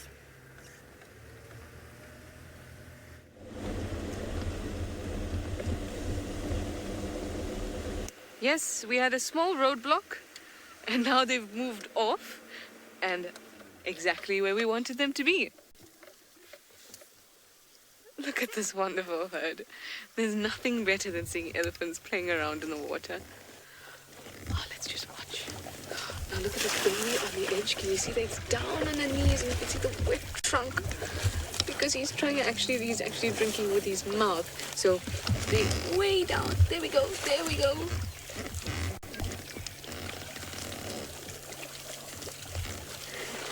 It reminds me of a moustache of soft drink you have as a child.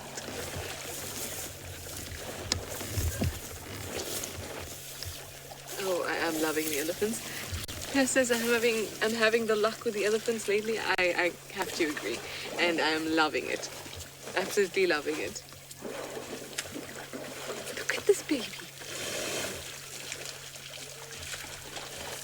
Down on the elbow. Oh, trunks come up. Now, look at the comparison. You can see the adult next to the baby, big cow. Look at the way that she's drinking and using her trunk, and the way that she has complete control.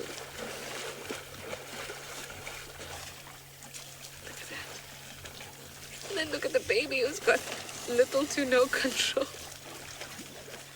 That trunk getting in your way, that's what it looks like.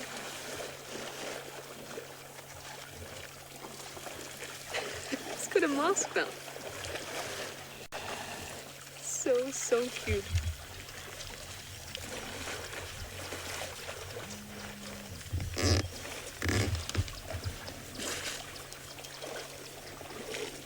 Even just, you know, the shape yes, exactly that. The shape of the trunk going into the mouth once they've, or as they're drinking, is just so beautiful. I love that shape.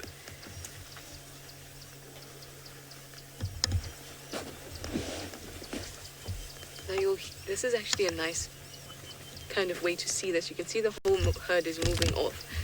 And in front, there are a few big cows there. And what will usually happen is, as the herd moves, the matriarch or one of the bigger cows will take the front, and then one of the other bigger ones will take the backs, and all the smaller, more vulnerable individuals are in the middle between them. Look at that. Beautiful. Now just listen, you can hear them walking through, just listen.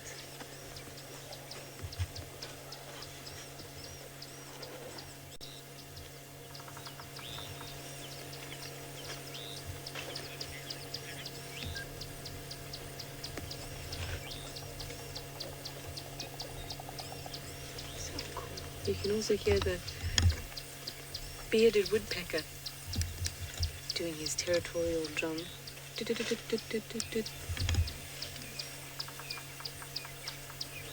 go. What a lovely, spectacular scene.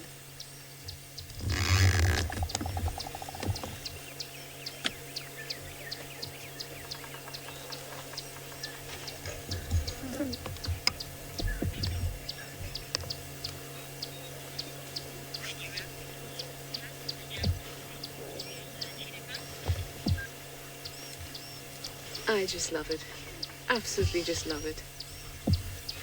You can just sit here and watch. You don't even have to say anything. They just speak for themselves. Absolutely stunning. Well, they are moving off, so I think I will do the same. Cruise around some more and see what we can find. Now, I heard that the wild dogs may have crossed, so we're going to check that out. In the meantime, let me send you over to Pat in the Maasai Mara.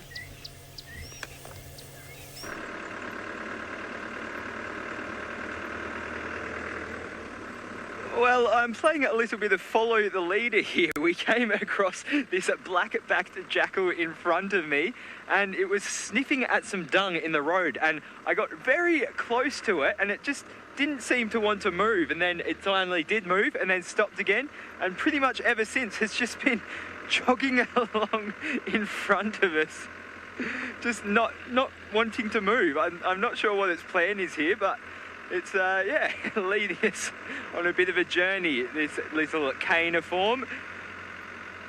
Where are you taking me? Are you taking me to the Cheetah Cubs? Kirsten seems to think that this one is going to lead me to the Cheetah Cubs.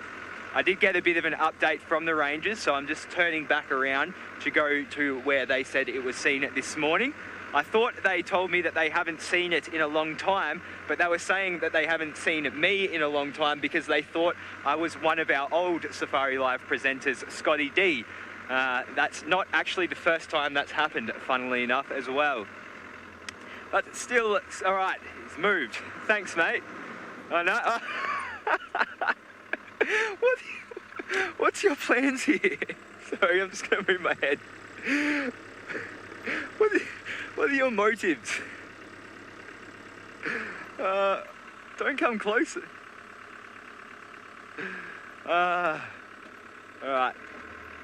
Every time I think it's going to move, it just comes back out in front of me. There we go. Thank you. Thank you. Quite a cool little animal, the black-backed jackal. They have actually remained unchanged, well, virtually unchanged in 2.5 million years. So that actually is a testament to their success as a species. It's a very long time. So I'm just backtracking. There was a different path I was told to take. Apparently they were seen under a tree this morning. Now, I have to confess, I do not know a whole heap about cheetah cubs, so I'm not sure whether they will have moved off from this morning or not, but it is worth going to check, I definitely think. So just bear with me 1 second. So was it left? Yeah.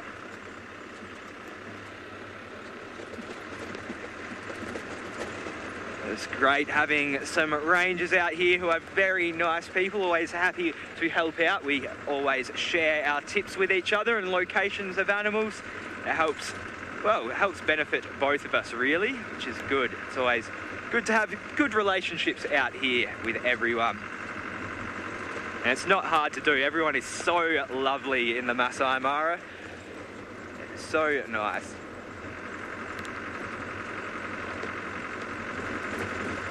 Shawl wants to know if I could be an animal, what animal would I be? I reckon I'd be an octopus.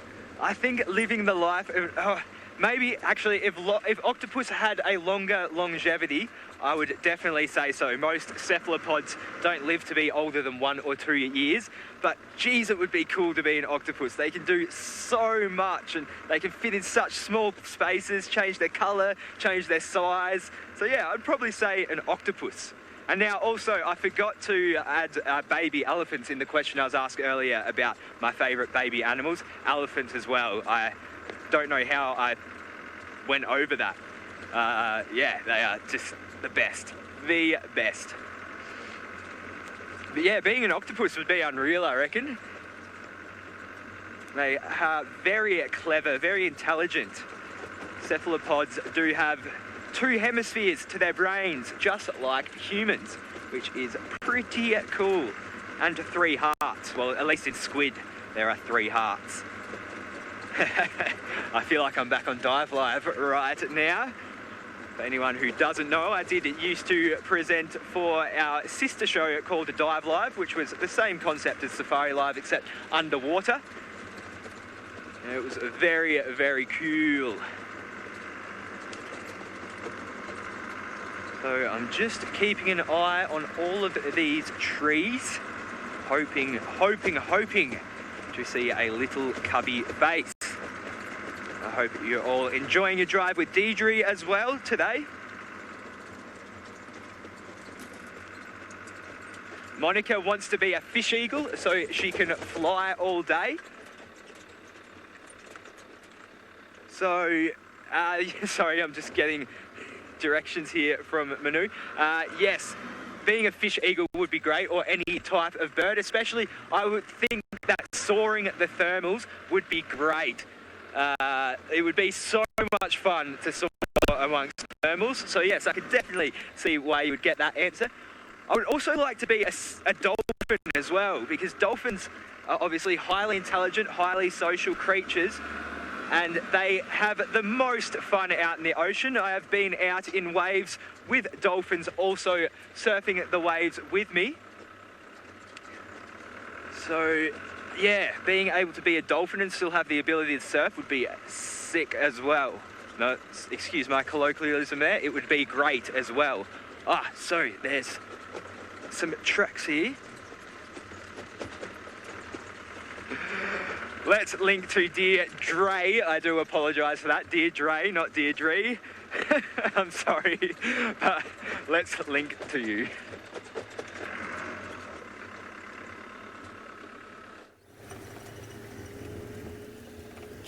So while Pat's still searching his heart out, I hear Pat would like to be an octopus. Well, I certainly on a day like today could do with an octopus, having 8 arms to go in all different directions, 1 to drive, 1 to change gears, 1 to look at the camera, 1 to hold the spotlight later. It's certainly 1 to operate the radio. It certainly is. What animal would I like to be? Well, I'm thinking an eagle. And the only reason I say an eagle is because maybe you could travel places. You could visit different areas and clock up some frequent flying miles. Maybe a migratory one as well, like a steppe eagle. You could really have the best of both worlds. summer in 2 different hemispheres. I think that's not a bad plan. We're still on our way to Tingana. We are nearly there. Looks like we're going to be in for an awesome sunset, so definitely stick around for that.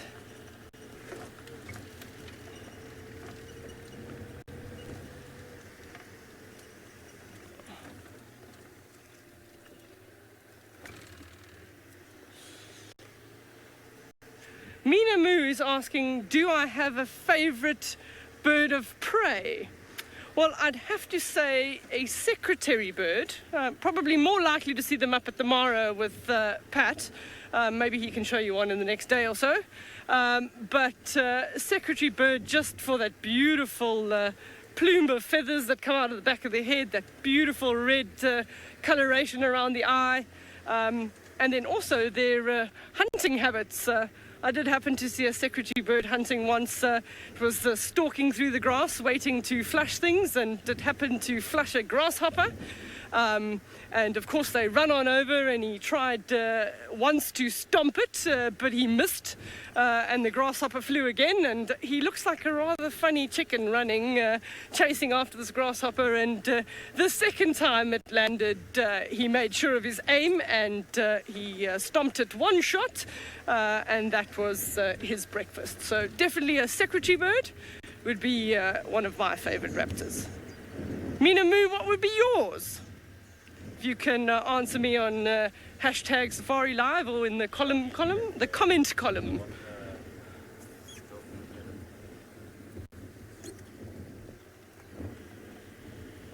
Oh, with the almost 10,000 birds in the world, it is really a difficult choice to pick a favorite. But yeah. Other reason for being an eagle is just they have such phenomenal eyesight. So you could be flying high up and see awesome things. So I didn't get the question there. I heard it was about long eyelashes, but I'm not 100% sure what. There's lots of birds with long eyelashes. It was the ground hornbills have got long eyelashes.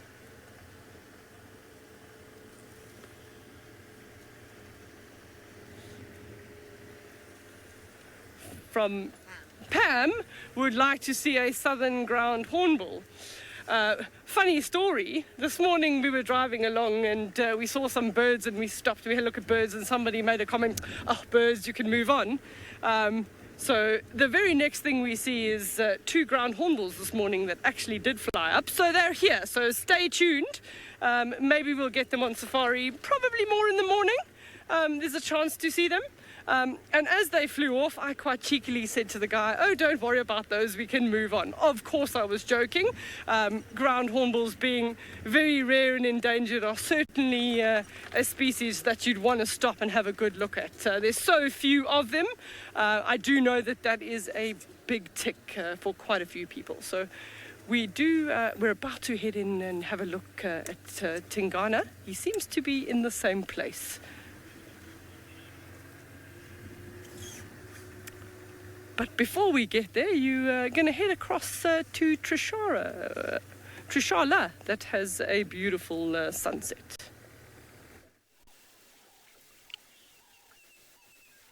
I have a stunning, stunning sunset this afternoon. Look at that. Just between those branches of that dead knobthorn. Stunning. There is really nothing like the African sunset or the African sunrise. It's so intense.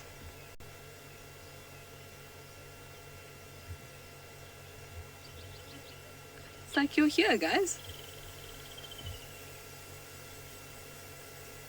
Stunning. And there's the mountains behind the sunset as well. Oh, look at the silver lining on the clouds even, and look at those mountains. So nice. Those are the Drakensberg Mountains, or part of the Drakensberg Mountains, which is the biggest mountain range here in South Africa. And it extends from KwaZulu-Natal which is where I'm from, all the way up here. So this is the northern section. The section I'm used to is the southern section. Really, really nice. When you think about things like, you know, to go home, for me, feels like so many hours of traveling. Like to drive would be 11 hours or something like that. And look at these mountains. They can stretch all this way in no time.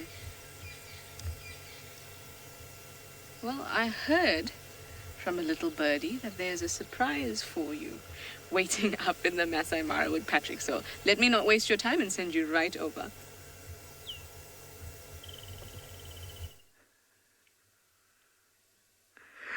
Look what I found! I can't even... I'm sorry, everyone. I'm lost for words right now. We found them. We found them.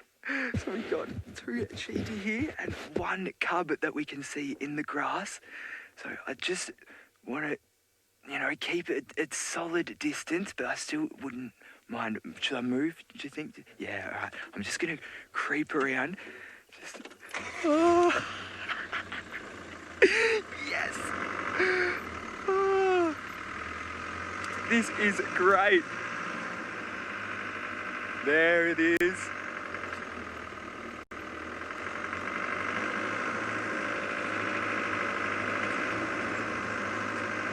Oh.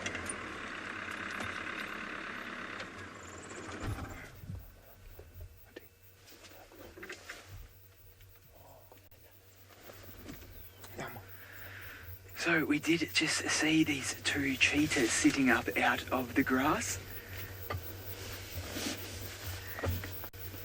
Well, they led us right. We were actually led by the black-backed jackal. I'll just move around a little bit further so we can get a better view. So it's just a bit difficult in this long grass, and I don't want to get too close either.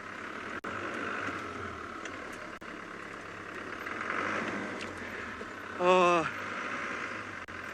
Honestly, I wasn't expecting us to find them. Well, yeah, I mean, I was obviously hoping, but I didn't actually fully expect this. What a day it has been. Oh, is that good? Yeah. So there's actually a couple of black-backed jackals. Oh, cheetahs, yep, chasing it off, being defensive there. They are actually, they maybe wanted the cubs for themselves.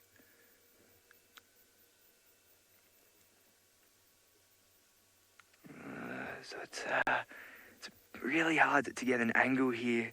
I do apologise. We can see the bit of defence there, though, against those black-backed jackals. They were actually kind of helped us find the cheetah.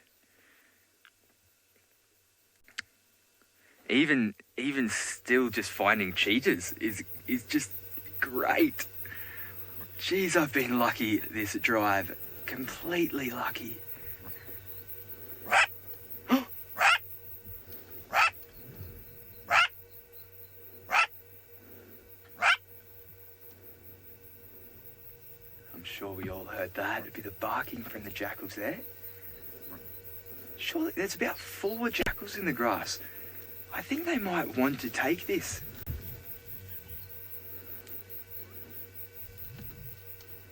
I think they were trying to get the cubs. But a bit of parental effort there. Very good. Kept them away. There's a carcass there. There's a carcass. There's a carcass. Oh, okay. Ah, so they have a carcass with them. So that's what the jackals are after. I see, yep. Ah, very good. So these cheetah have made a kill. Still here. I'm just going to stay quiet for a second. The jackals are still making some noise.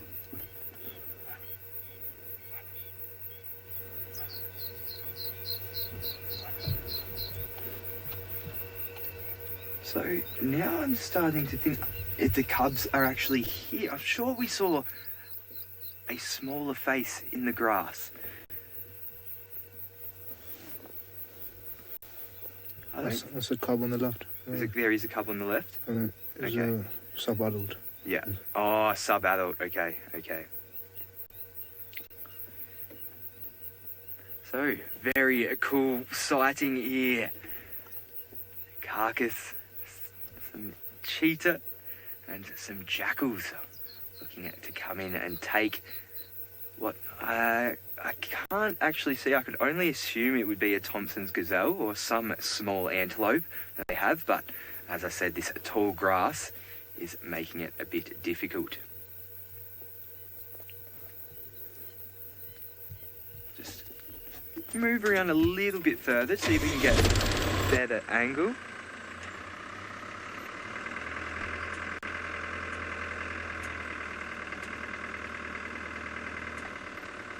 So I was expecting cubs, but it's actually just a sub-adult. How's that? Good? Cool.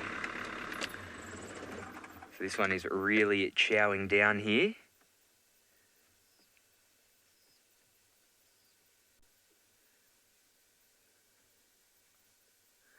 Now, I'm not sure as to the identification of these cheetahs. Obviously, this one here is a relatively new one, and I can just see the back of the mother's head right now.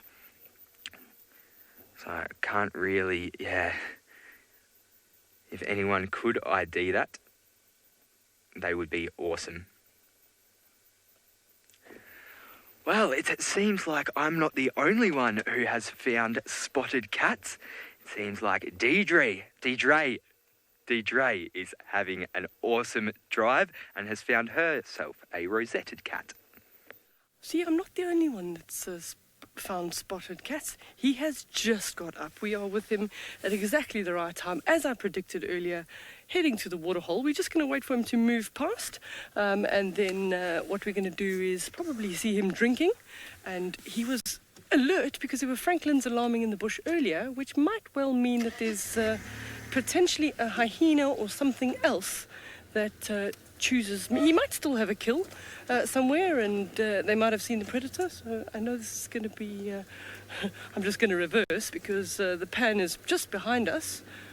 Jamie's going to let me know if Tingana's too close. I can just see his spots through the back of the vehicle. So this is going to be awesome. So one very thirsty cat with a gorgeous sunset in the background.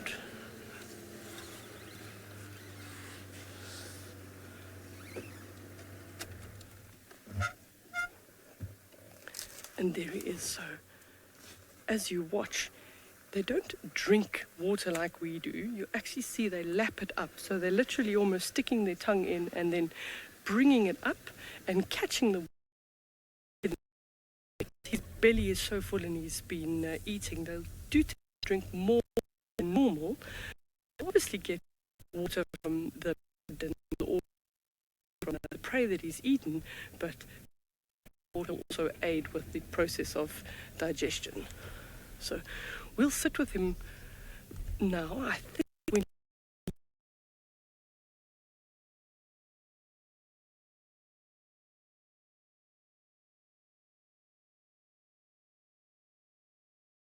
maybe you can get that in audio because very often you can hear that lapping.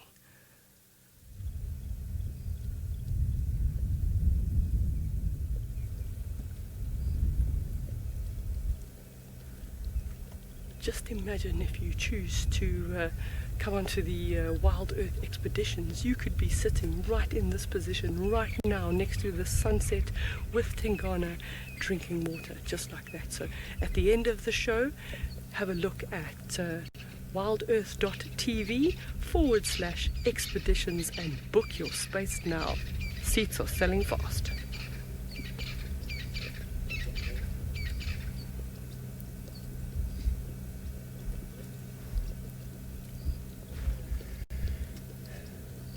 He is a thirsty boy.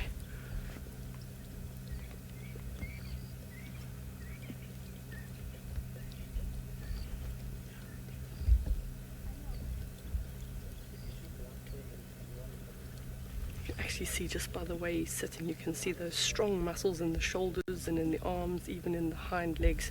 And you can actually see how thick his neck is.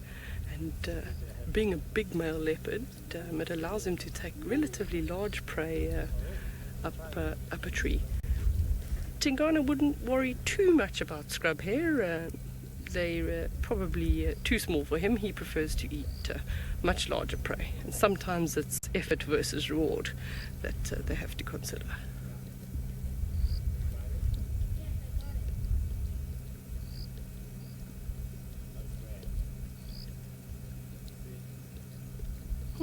How much do you think he's been drinking?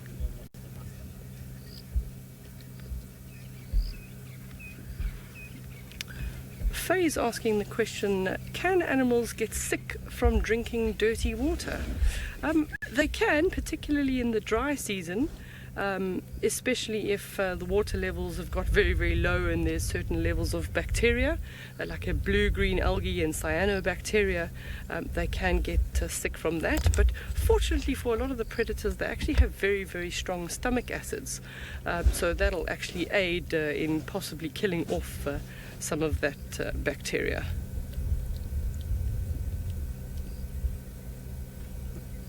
I've even seen leopards in the desperation of the dry season drinking out of the smallest, muddiest footprint puddle, and you go with what you've got.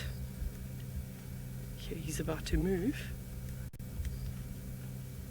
You see his old limp has resurrected itself, and it may come from having to quickly move up a tree. Maybe he was chased by a hyena and he had to hoist his kill a lot faster than he was comfortable with, and maybe it's just a little bit inflamed, but as we said earlier, he is getting on a bit, and that's one of his things. He's probably going to go right, well, hopefully not under the car, but probably right to underneath Craig. He's going to pop out, yep, right behind us on the other side. So he's possibly going to scent mark. There he starts, just scratching his back feet, and then little jets of urine will come out while he's leaving his scent behind. For the male leopards, because it was raining quite a lot yesterday afternoon, or yesterday morning should I say, marking their territory is pretty much first and foremost on their list of things to do, because the rain's washed away all their scent marking. What a beautiful cat. Definitely why they're one of my favorites.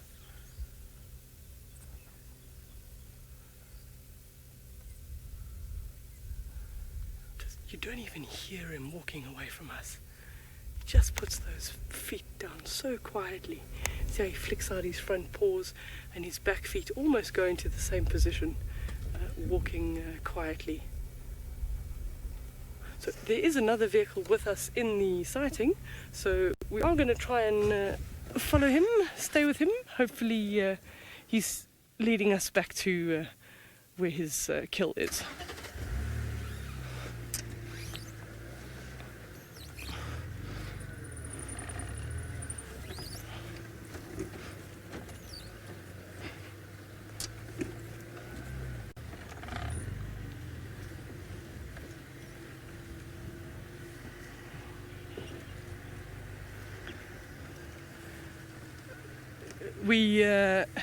As we follow him, it's going to be a little bit difficult. He might go through some thick bush, and we're going to head over to Trishala.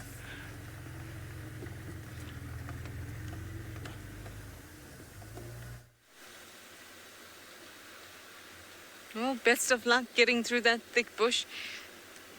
There's nothing like having to follow an animal through the bush, especially when they get up and they're ready to go on the hunt, go on a search, and they're on a mission, they know where they're going. It's not as if they're looking for a spot of shade to lie down in. So it is quite difficult. I often find myself panting sometimes.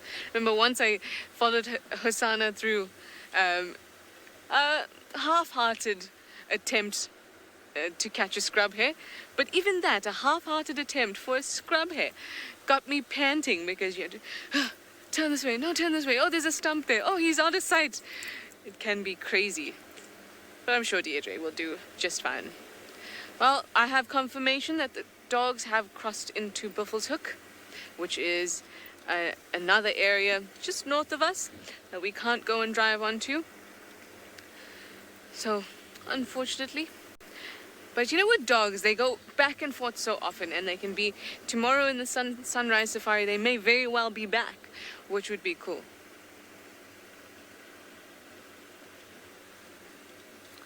I have the question. If I could be an animal, what animal would I be? Sounds like a riddle almost. There's so many. I am the worst person to be asked this question. Though I would really like to be a bird.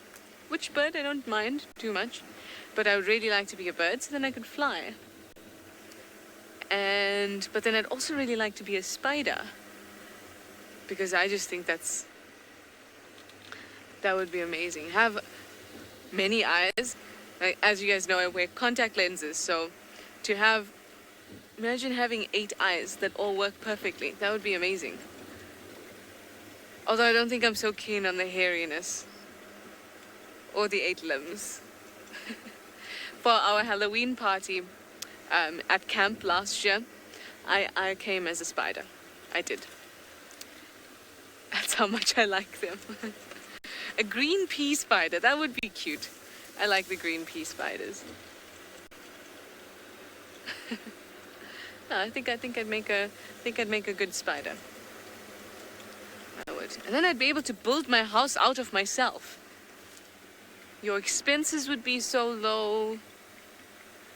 You're catching water in your web. No water bills, no electricity bills. Yeah, I'd say a spider. Definitely. What was the other question that yesterday you guys were asking about who the guys would like to take on drive with them. I wasn't on drive, but I do have a preference. I would love to take Roger Federer on drive with me. I think I must be one of his biggest fans. I absolutely love tennis, and Roger Federer for me, none better than he is. And plus his mum's South African, so maybe he might come to South Africa and come for a safari here. Who knows?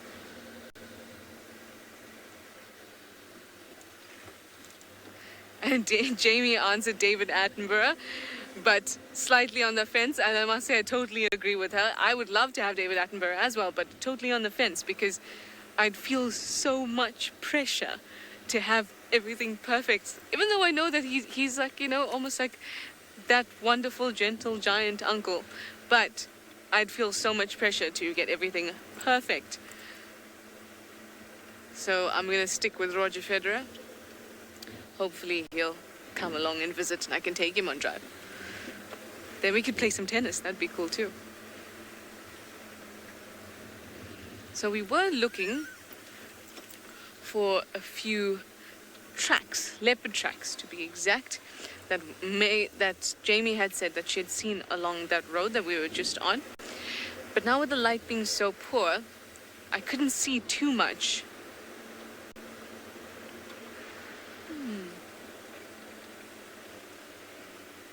Lauren, that is such an interesting question.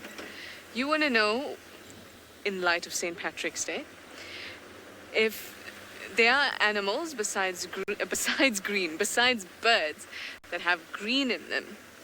There are.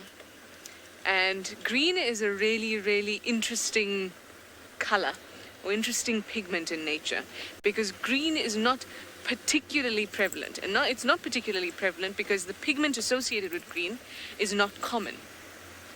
And obviously we see it in plants all around us, the green, but that green is because of chloroplasts, the chlorophyll that's in the chloroplasts. So everything else, all the other wavelengths are being absorbed and the green's getting reflected, which is what we see.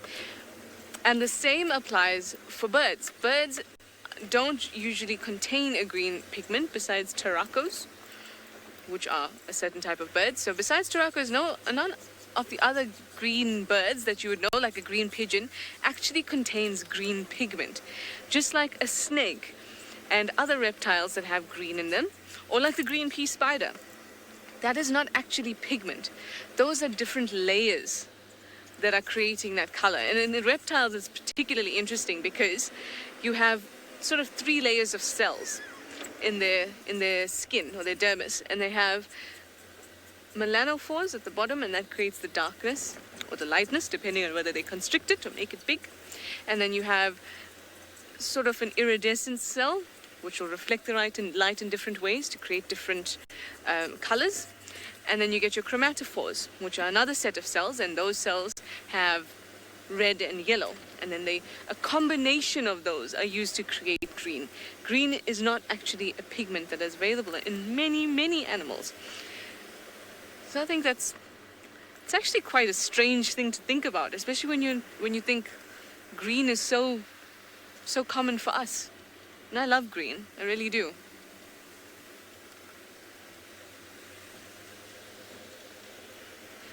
Very, very cool question. Yeah, I think green pea spider for insects. I mean, lots of other insects, beetles as well. Lots of them with green on it. And it's an illusion. How cool is that? Anyway, I'm going to keep on driving along, see what else I can find. I'm still feeling excited about what I could find. I'm having a good day in the meantime. Let's go over to Deirdre with that wonderful Tingana.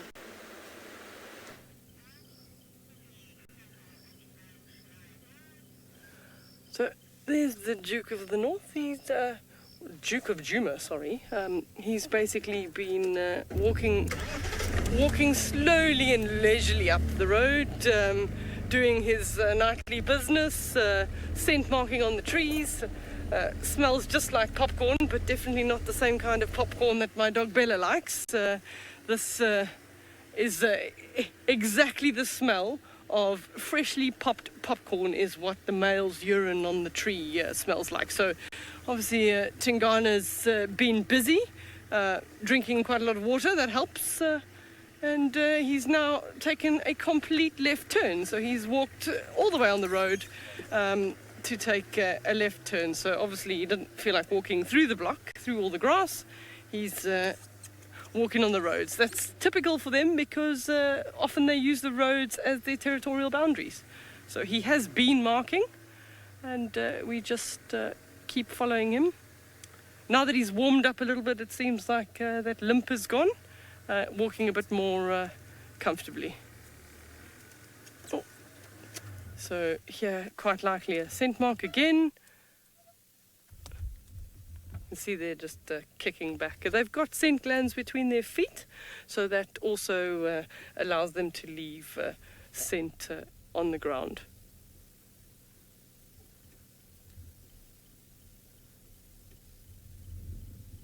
So that's his calling card. Any other territorial male will know that he's still here, he's still dominant.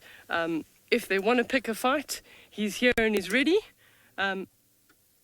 He may even decide to start calling. That's really awesome to hear when they have that sawing like wood sound, like a makes a really awesome sound. You hear it at night time.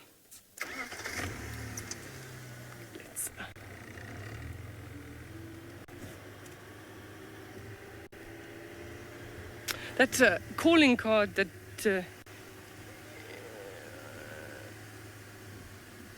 sorry, I didn't copy that, FC.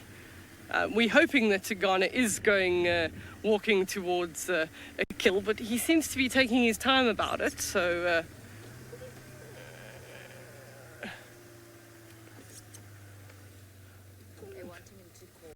oh, now they're waiting for Tingana to call. Me too. I'm also waiting for him to call. Hopefully I didn't insult him with my fake leopard call of my rasping sound. He'd generally also do it by facing down into the ground, and he'd call pretty much every 15 minutes or so, just to announce his territory. If he's looking for a female, that's also the way that the females are going to find him. So she'd find him by finding one of his territorial markings. She'd urinate on top of that if she was interested in looking to him for breeding. And then she would start calling, and he, obviously being the territorial male, would then want to find her. So if he's in pursuit of a female, he may then land up calling a lot at shorter intervals, more regularly.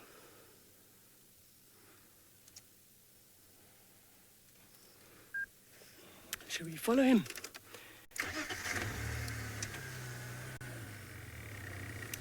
Under a perfect, almost half moon.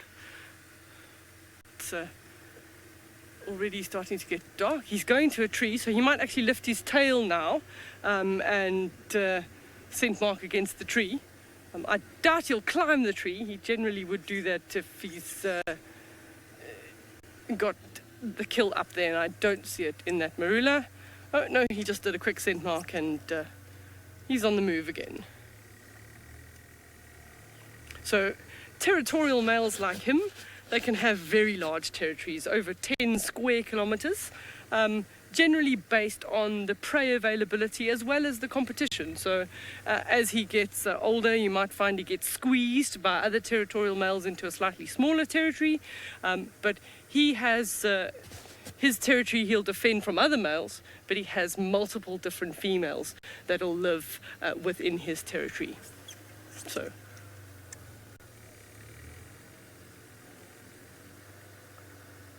look how, as it gets darker, he's just blending in, even though he's going to almost disappear into the grass. And it's time to go across to Pat in the Mara and just get an update on his spotted cats, the cheetahs.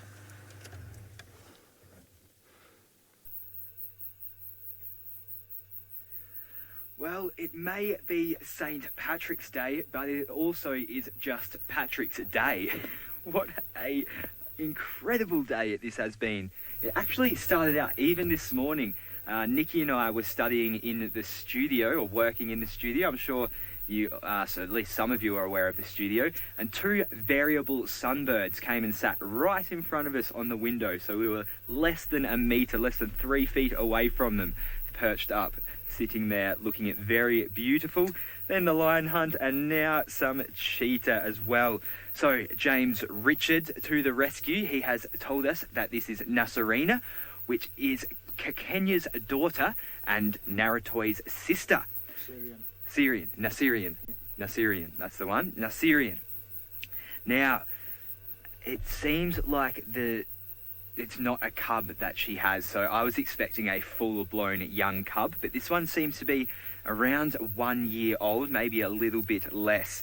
Manu said that he saw her or him about 5 months ago, and it was still about the same size that it is now, a little bit bigger now. So yeah, so it's still a sub-adult for sure, but just a little bit more grown up than I was expecting, but still absolutely stoked to have come across this.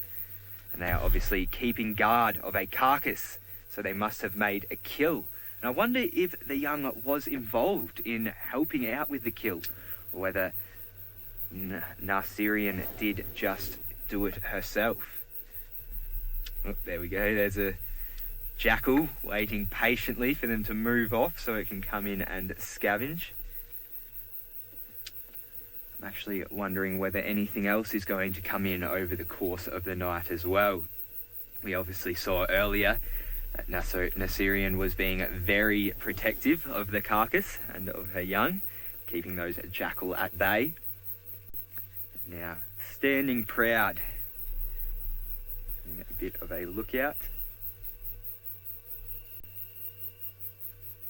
Very cool to be spending time with these ones. Mary, she is a beauty. I wholeheartedly agree with you. Both of these cheetahs are so gorgeous. It's very, oops, sorry, I just knocked my cap there. You probably heard a little bit of crackling. That was, yeah, just... Actually, I'm going to spend a solid minute of quietness, and let's just enjoy the beauty of this cheetah, the sounds of the night, and hopefully if the young starts feeding again, we might even get some crunching of some bones. It was feeding just a second ago.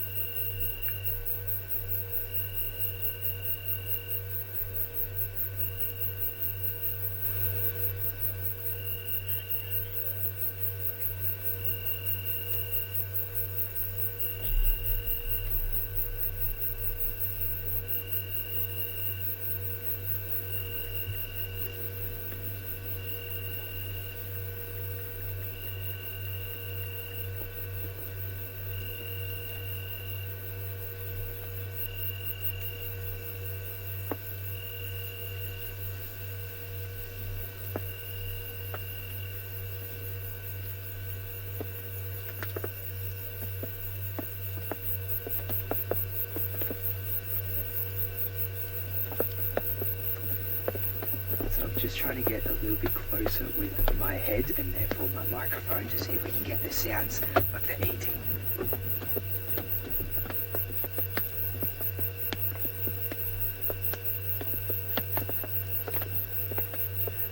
The eating has ceased, but what a beautiful little moment that was. You can see it dragging that carcass along. I still didn't get a proper look to see exactly what they did manage to take down. But whatever it is, I think it was definitely ample. I got a look at the young one's belly before and it was very full. I've never seen such a big belly on a cheetah in my life. So it's definitely had itself a nice little feed.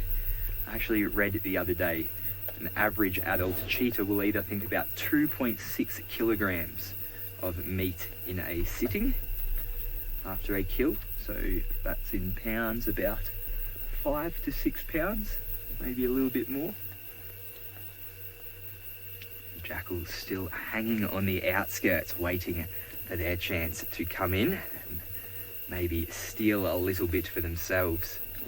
Obviously quite a bit smaller than a cheetah and wouldn't require as much food. So, well, I'm hopeful that they leave a little bit for you.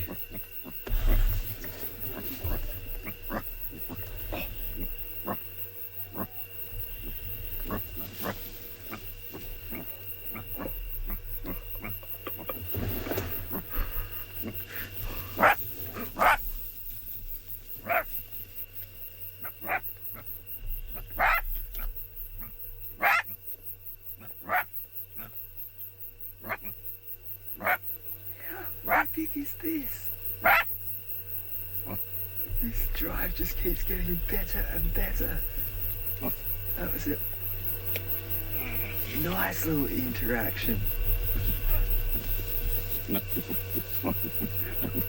Again, I'm just going to stay quiet so we can listen to all this unfold.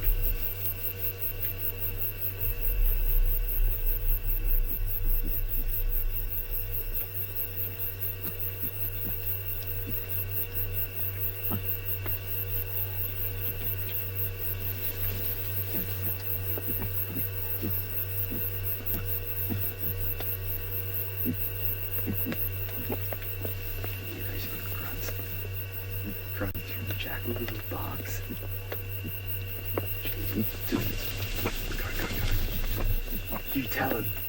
You tell him.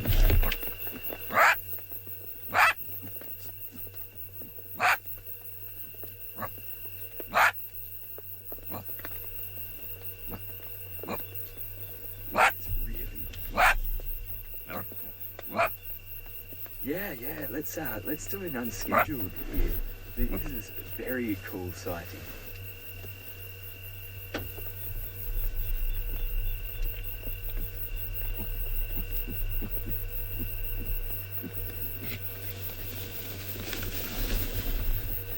Welcome everybody to this special broadcast coming to you live from the Maasai Mara here in Kenya. We have a very interesting scene here. We have found a cheetah by the name of Nasirian and her young sub-adult, and they have made a kill and are with a carcass, but there are black-backed jackals trying to get in at the carcass and take a bit for themselves. So there's been a bit of a dispute between the cheetah and the jackals. It seems like one there has gotten itself a little bit of carrion. Now, my name is Patrick, and joining me on camera is Manu. If you have any questions or comments throughout this broadcast, please use the hashtag SafariLive on Twitter or whatever chat stream you're on. But let's get back to the action here. So this cheetah, this female cheetah, has been keeping... I'm just going to reverse a little bit. Actually, I'm going to have to do a circle. I don't want to reverse just because I can't see behind me and it is nighttime. I don't want to do anything to disturb the animals. So just bear with me for 2 seconds here.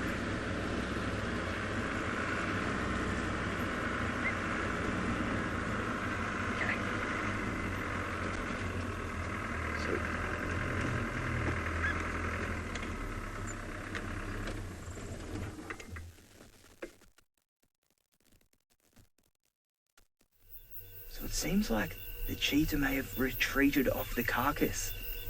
Was that the other cheetah or a jackal over here to the left? Ah, yes. So, it seems like the jackals may have won this one.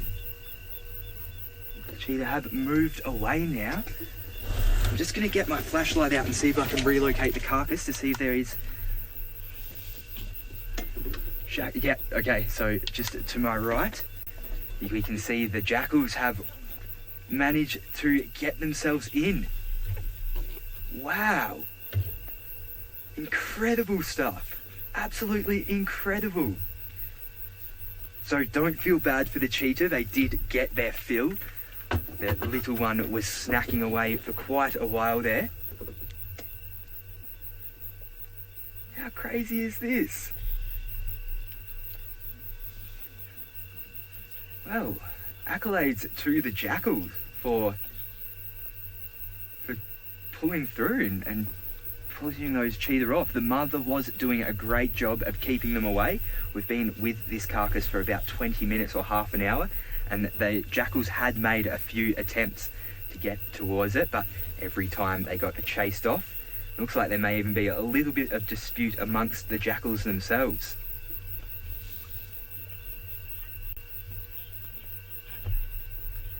Kathy, I don't think the cheetahs would ever eat the jackals. They would probably prefer a nice Thompson's gazelle. Cheetah and jackals are both carnivores, so they will compete for food, but they will most likely not eat one another. Perhaps in desperate situations if they did come across a dead jackal, but I highly doubt it.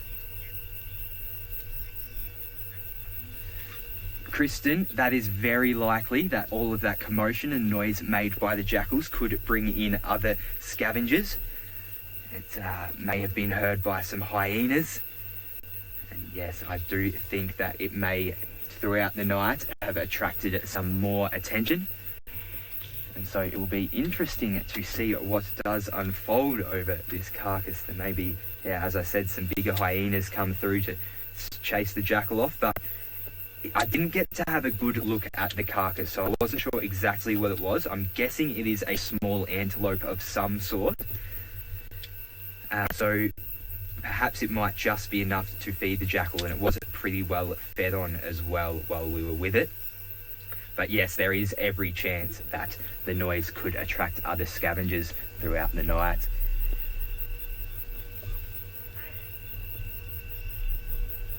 Still a little bit of narkiness going on there between them.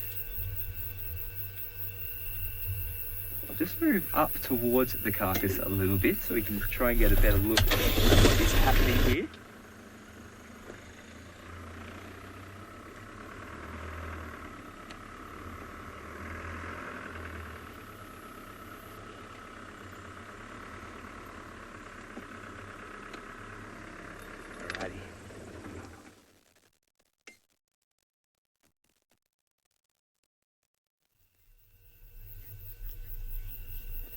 Sally is happy for the jackals that they got some food. He's saying way to go, and I'm actually kind of thinking the same, just because the cheetahs did get a good feed in. It was a nice little win to see, actually. I do love blackback jackals. If anybody was joining us in our regular broadcast just before, you would have seen the one that I was following along the road. They're such brave animals. They don't often run in the face of danger, and are very, very confident around bigger animals, as we just saw then.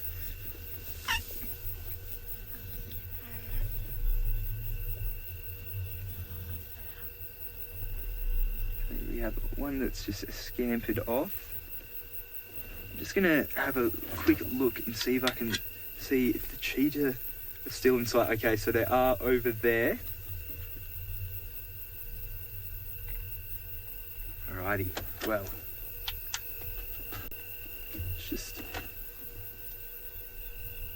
I'll just move a little bit closer so we can see that jackal's actually feeding, and then I'll go back over to those cheetah. We're just a little bit up the road from it. Well, not up the road, up the grass from us.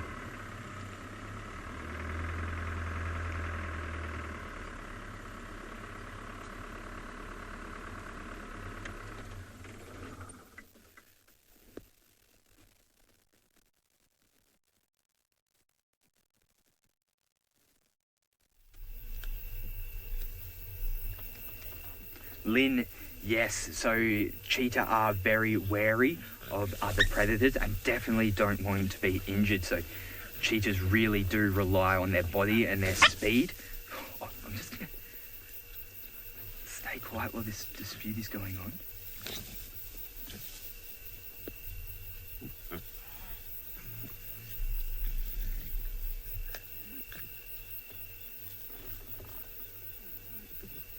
But yes, so they really do not want to risk injury. So you'll see they are very timid towards other attacks, especially around carcasses. And yeah, they really do rely on their body functioning normally in order to be able to make survival for themselves, to be able to feed and move around, and find mates, find water. So an injury out here can really harm, it can mean death in many cases for an animal, especially a delicate animal like a cheetah. They're not built like the other big cats. As I said, they're built for speed rather than for power and strength, and so can be hurt quite easily. People often compare them to the Ferraris of the cats. So they're fast, agile, but easy to wreck.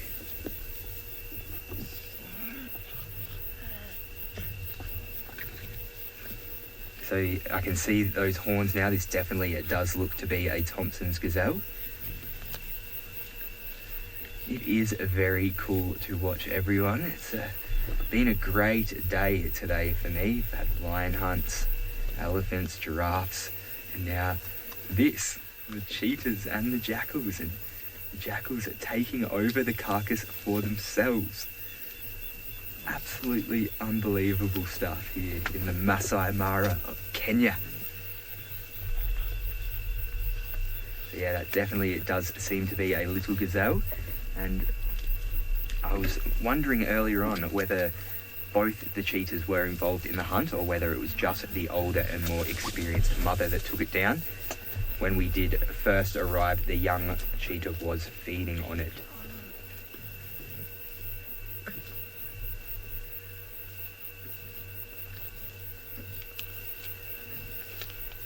Again, I'm just going to stay quiet. Let us listen to this feeding.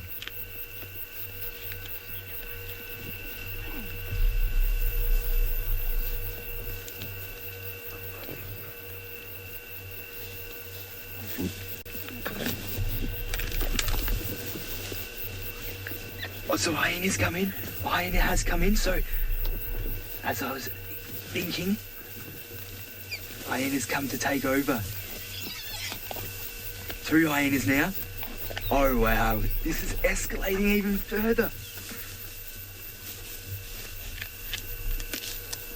They came out of nowhere. Wow, how exciting is this?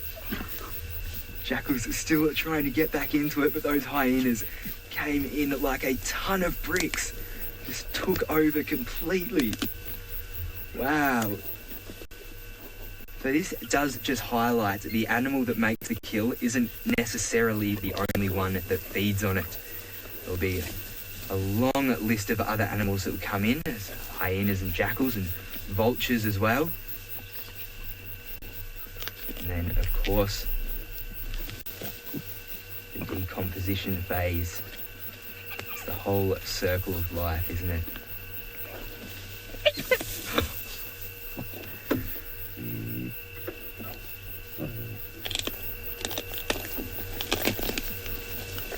I think another hyena's coming in now.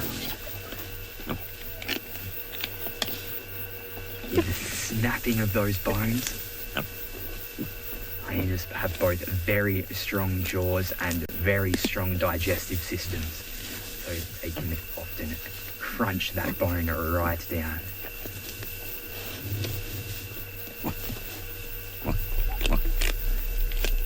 Geez, it must be busy work right now, trying to eat and keep others away from your food at the same time. But I'm sure the energy expended is worth the energy gained from the food.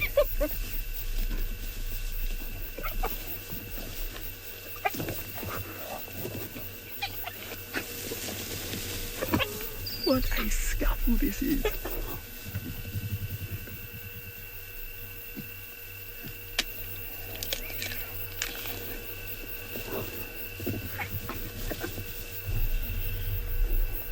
This would have to be up there with one of the best sightings I've ever had out here in the Maasai Mara. So cool. And I think the best thing of it all is so far no one has been seriously hurt. None of the animals have copped an injury from this.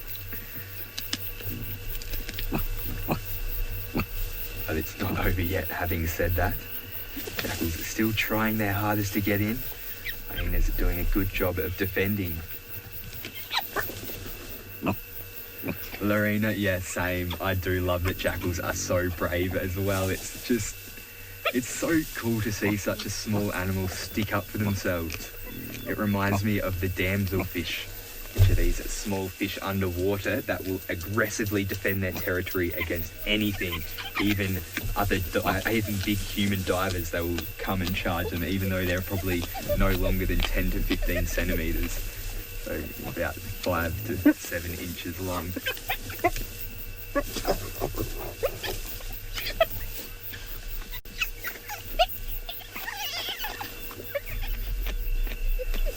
I hope you're all hearing this as well as I am.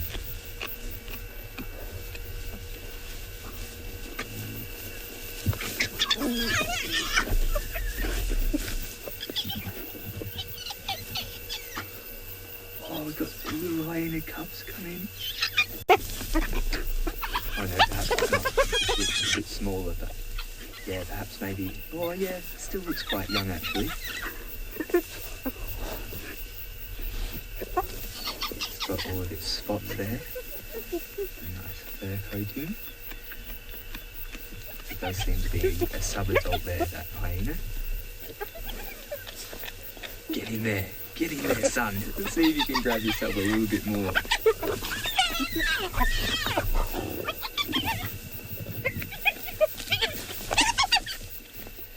Now, I'm sorry, if there are any sensitive viewers watching, this probably isn't the best thing for you, so I do ask that you turn away if that is the case.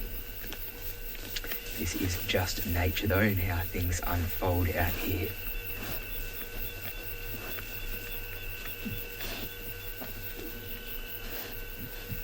So hyenas are often regarded as scavengers, but they are not just scavengers as well. They are incredibly intelligent creatures and incredibly good at problem solving and working together as a team. And this, combined with the fact that they are fit, they can run for a long time at pretty good speeds, they make them quite good hunters as well as scavengers. But when they do see the opportunity to take a meal, they will also do that. Often see them mobbing even lions. When they have enough numbers, they will take on lions for a kill and successfully take the kill from them as well.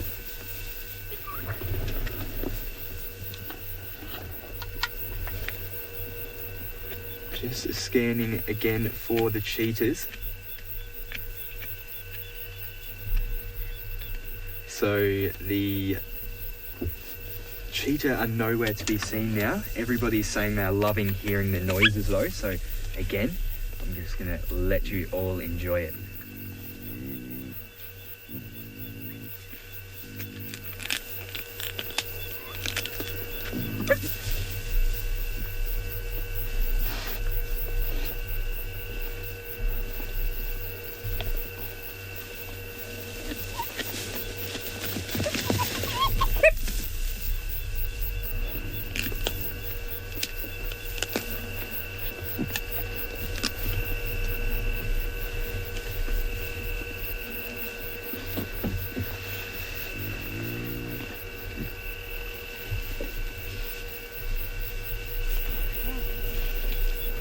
Battle for survival, hey?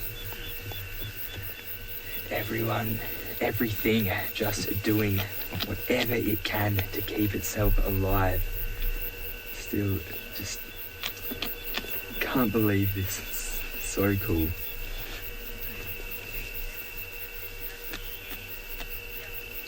Darcia is asking, do they tend to be not so overly aggressive when there is enough to share? Well, yes, in a way, yes. You'll notice the larger the carcass and the more meat there is, the less conflict there tends to be. Sorry, I'm just going to, again, let you listen to this. But yes, so I've actually even seen a hyena and a leopard feeding on the same carcass without much conflict. And I've seen it with hyenas and lions as well, but quite often between species there is generally always some form of conflict after some time. But between species there will be less conflict the more food there is. It's all about that intra-species relationships.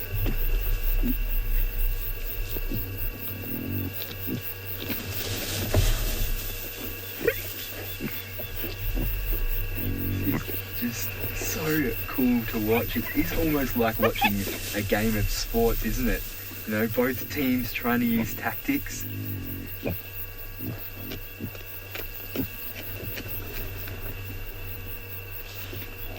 One attacks, one defends.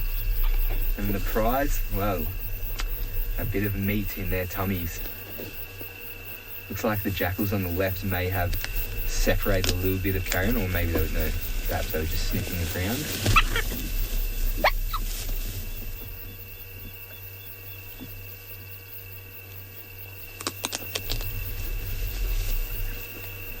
Big bite. Big crunch there from the hyena. This one doesn't want to share at all. This one's all to itself. You can see chased off another hyena. Yep, everyone stay away.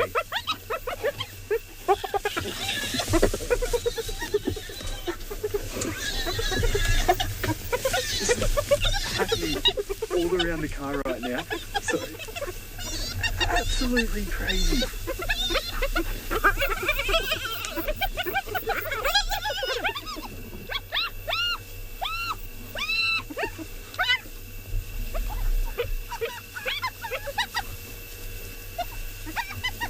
Exploded right around the vehicle right then. There were animals going everywhere.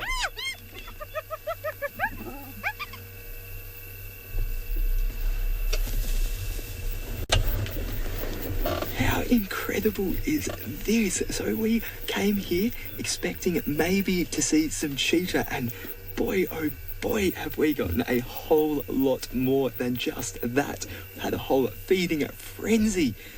The cheetah started off keeping those jackals at bay, but once they got in and alerted the hyena, well, it was everyone's game after that. As I said, the cheetah are long gone now.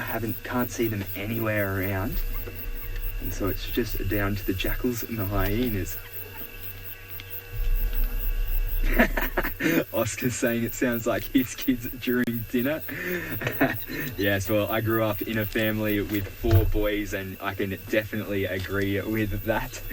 The dinner table can get quite crazy when it comes to kids and bigger families. Excuse me. Looks like everyone is now scratching around for some remains. The carcass, it seems like it's been fairly pulled apart now.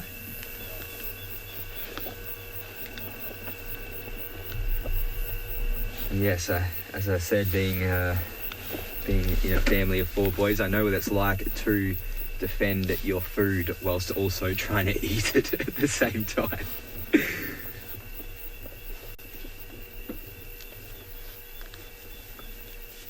Now, yeah, they're all sniffing it around for some remains. Nice. A piece of carrion to carry on home, pun intended.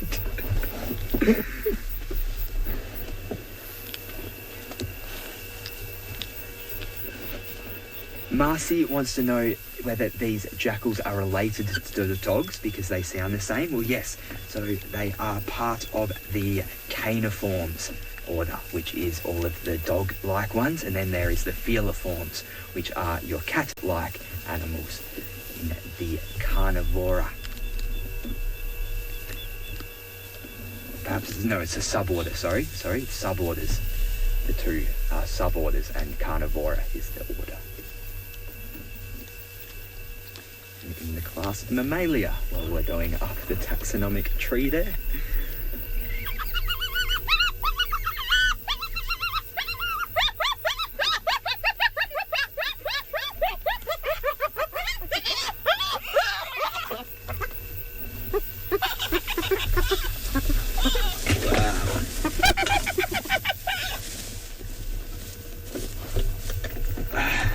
Okay, so everything has gone behind the car. I think it's coming back around this side. It's doing circles around the car right now.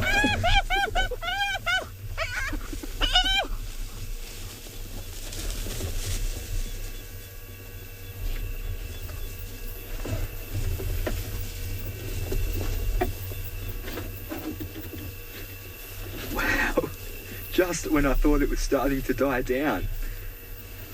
And another dispute over a piece there.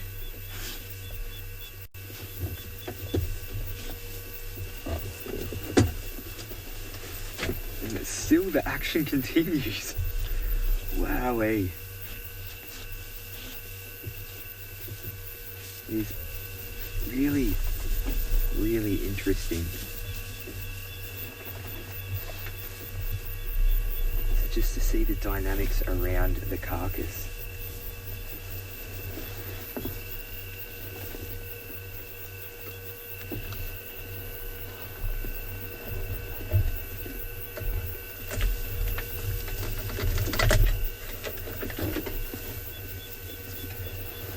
What a very, very interesting night this has turned out to be. Sorry, I'm just fixing up some of these cables here so I can get some comms. But it does seem like the action has all died down now. Thank you all so much for joining us. If this wasn't enough for you, we've always got more Safari Live, 2 live drives a day. So make sure to search Safari Live on YouTube, and I hope to see you all soon.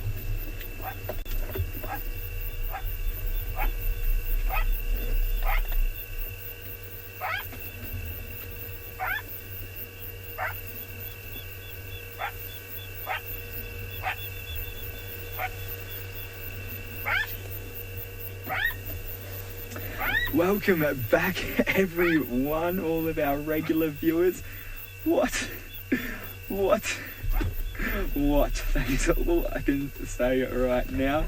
I am overjoyed at how this day has panned out. I think it must have been a St. Patrick's Day blessing for sure. My Irish heritage really coming in handy today. It seems like they are still looking around a little bit, seeing if there's anything left.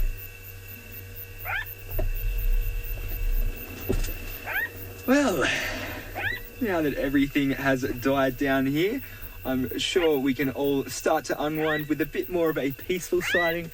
Trishala has some Ellies.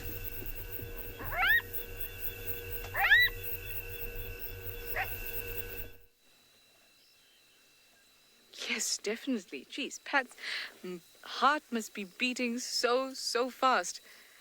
That was so exciting. But yes, this is a much more peaceful, more relaxed sighting. Elephants have been so good to me now. Look at that full mouth. You'll notice we are in infrared, like I'm sure some of the other guides have explained, so that we have no artificial lights shining onto them.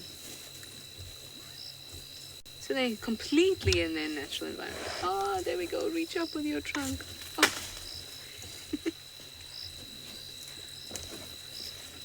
Wasn't that interesting? So Mum broke that branch, pulled it down, almost for the baby.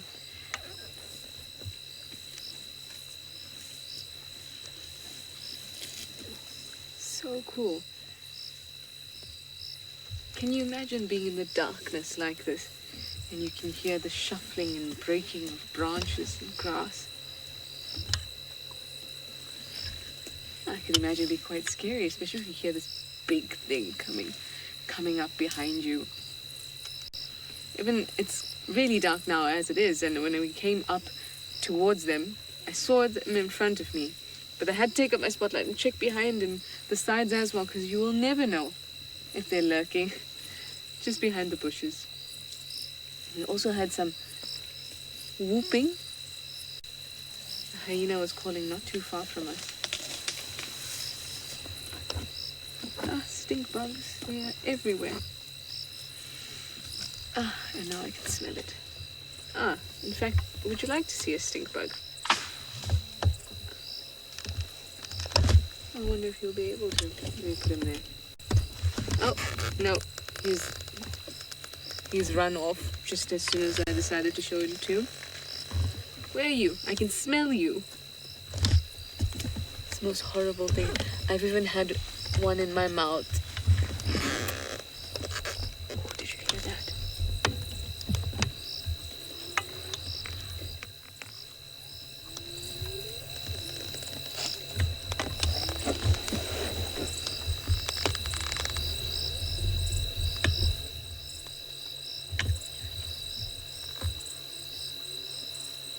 Can you hear the hyena as well?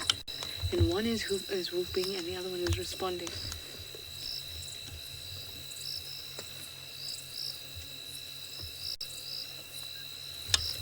So cool. The darkness of the bush really is something else. Look at that thickness. Ooh, somebody's close.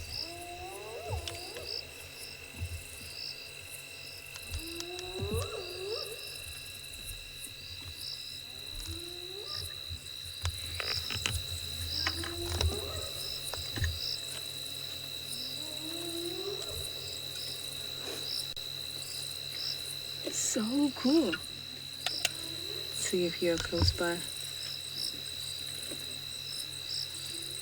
Still not. And our elephants have moved off to the side as well. But I'm quite happy. This is, after Patrick's sighting, this is a very chilled, relaxed kind of sighting. I love it. Elephants have moved off. Hyenas are coming alive in the night time. It really is nice, isn't it? It's like a story time of the African bush. Beautiful. And I was just saying to Seb, it is a stunning evening this evening. Oh, you're still in front of us. Let's move a little bit forward to get a better view of you. Something's landed on me, probably more stink bug.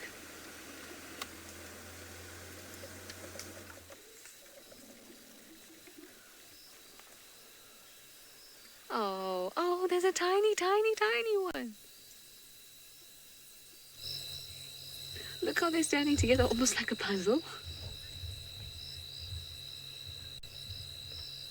So cute. You see that little trunk dangling down? And can you see that they're quite still? Apart from obviously baby and trunk, which doesn't seem to care too much for listening out to the herd members. But often when they stand like that and they stand still, they're listening. And they're listening to the sounds that we can't hear. They're listening to infrasonic sounds.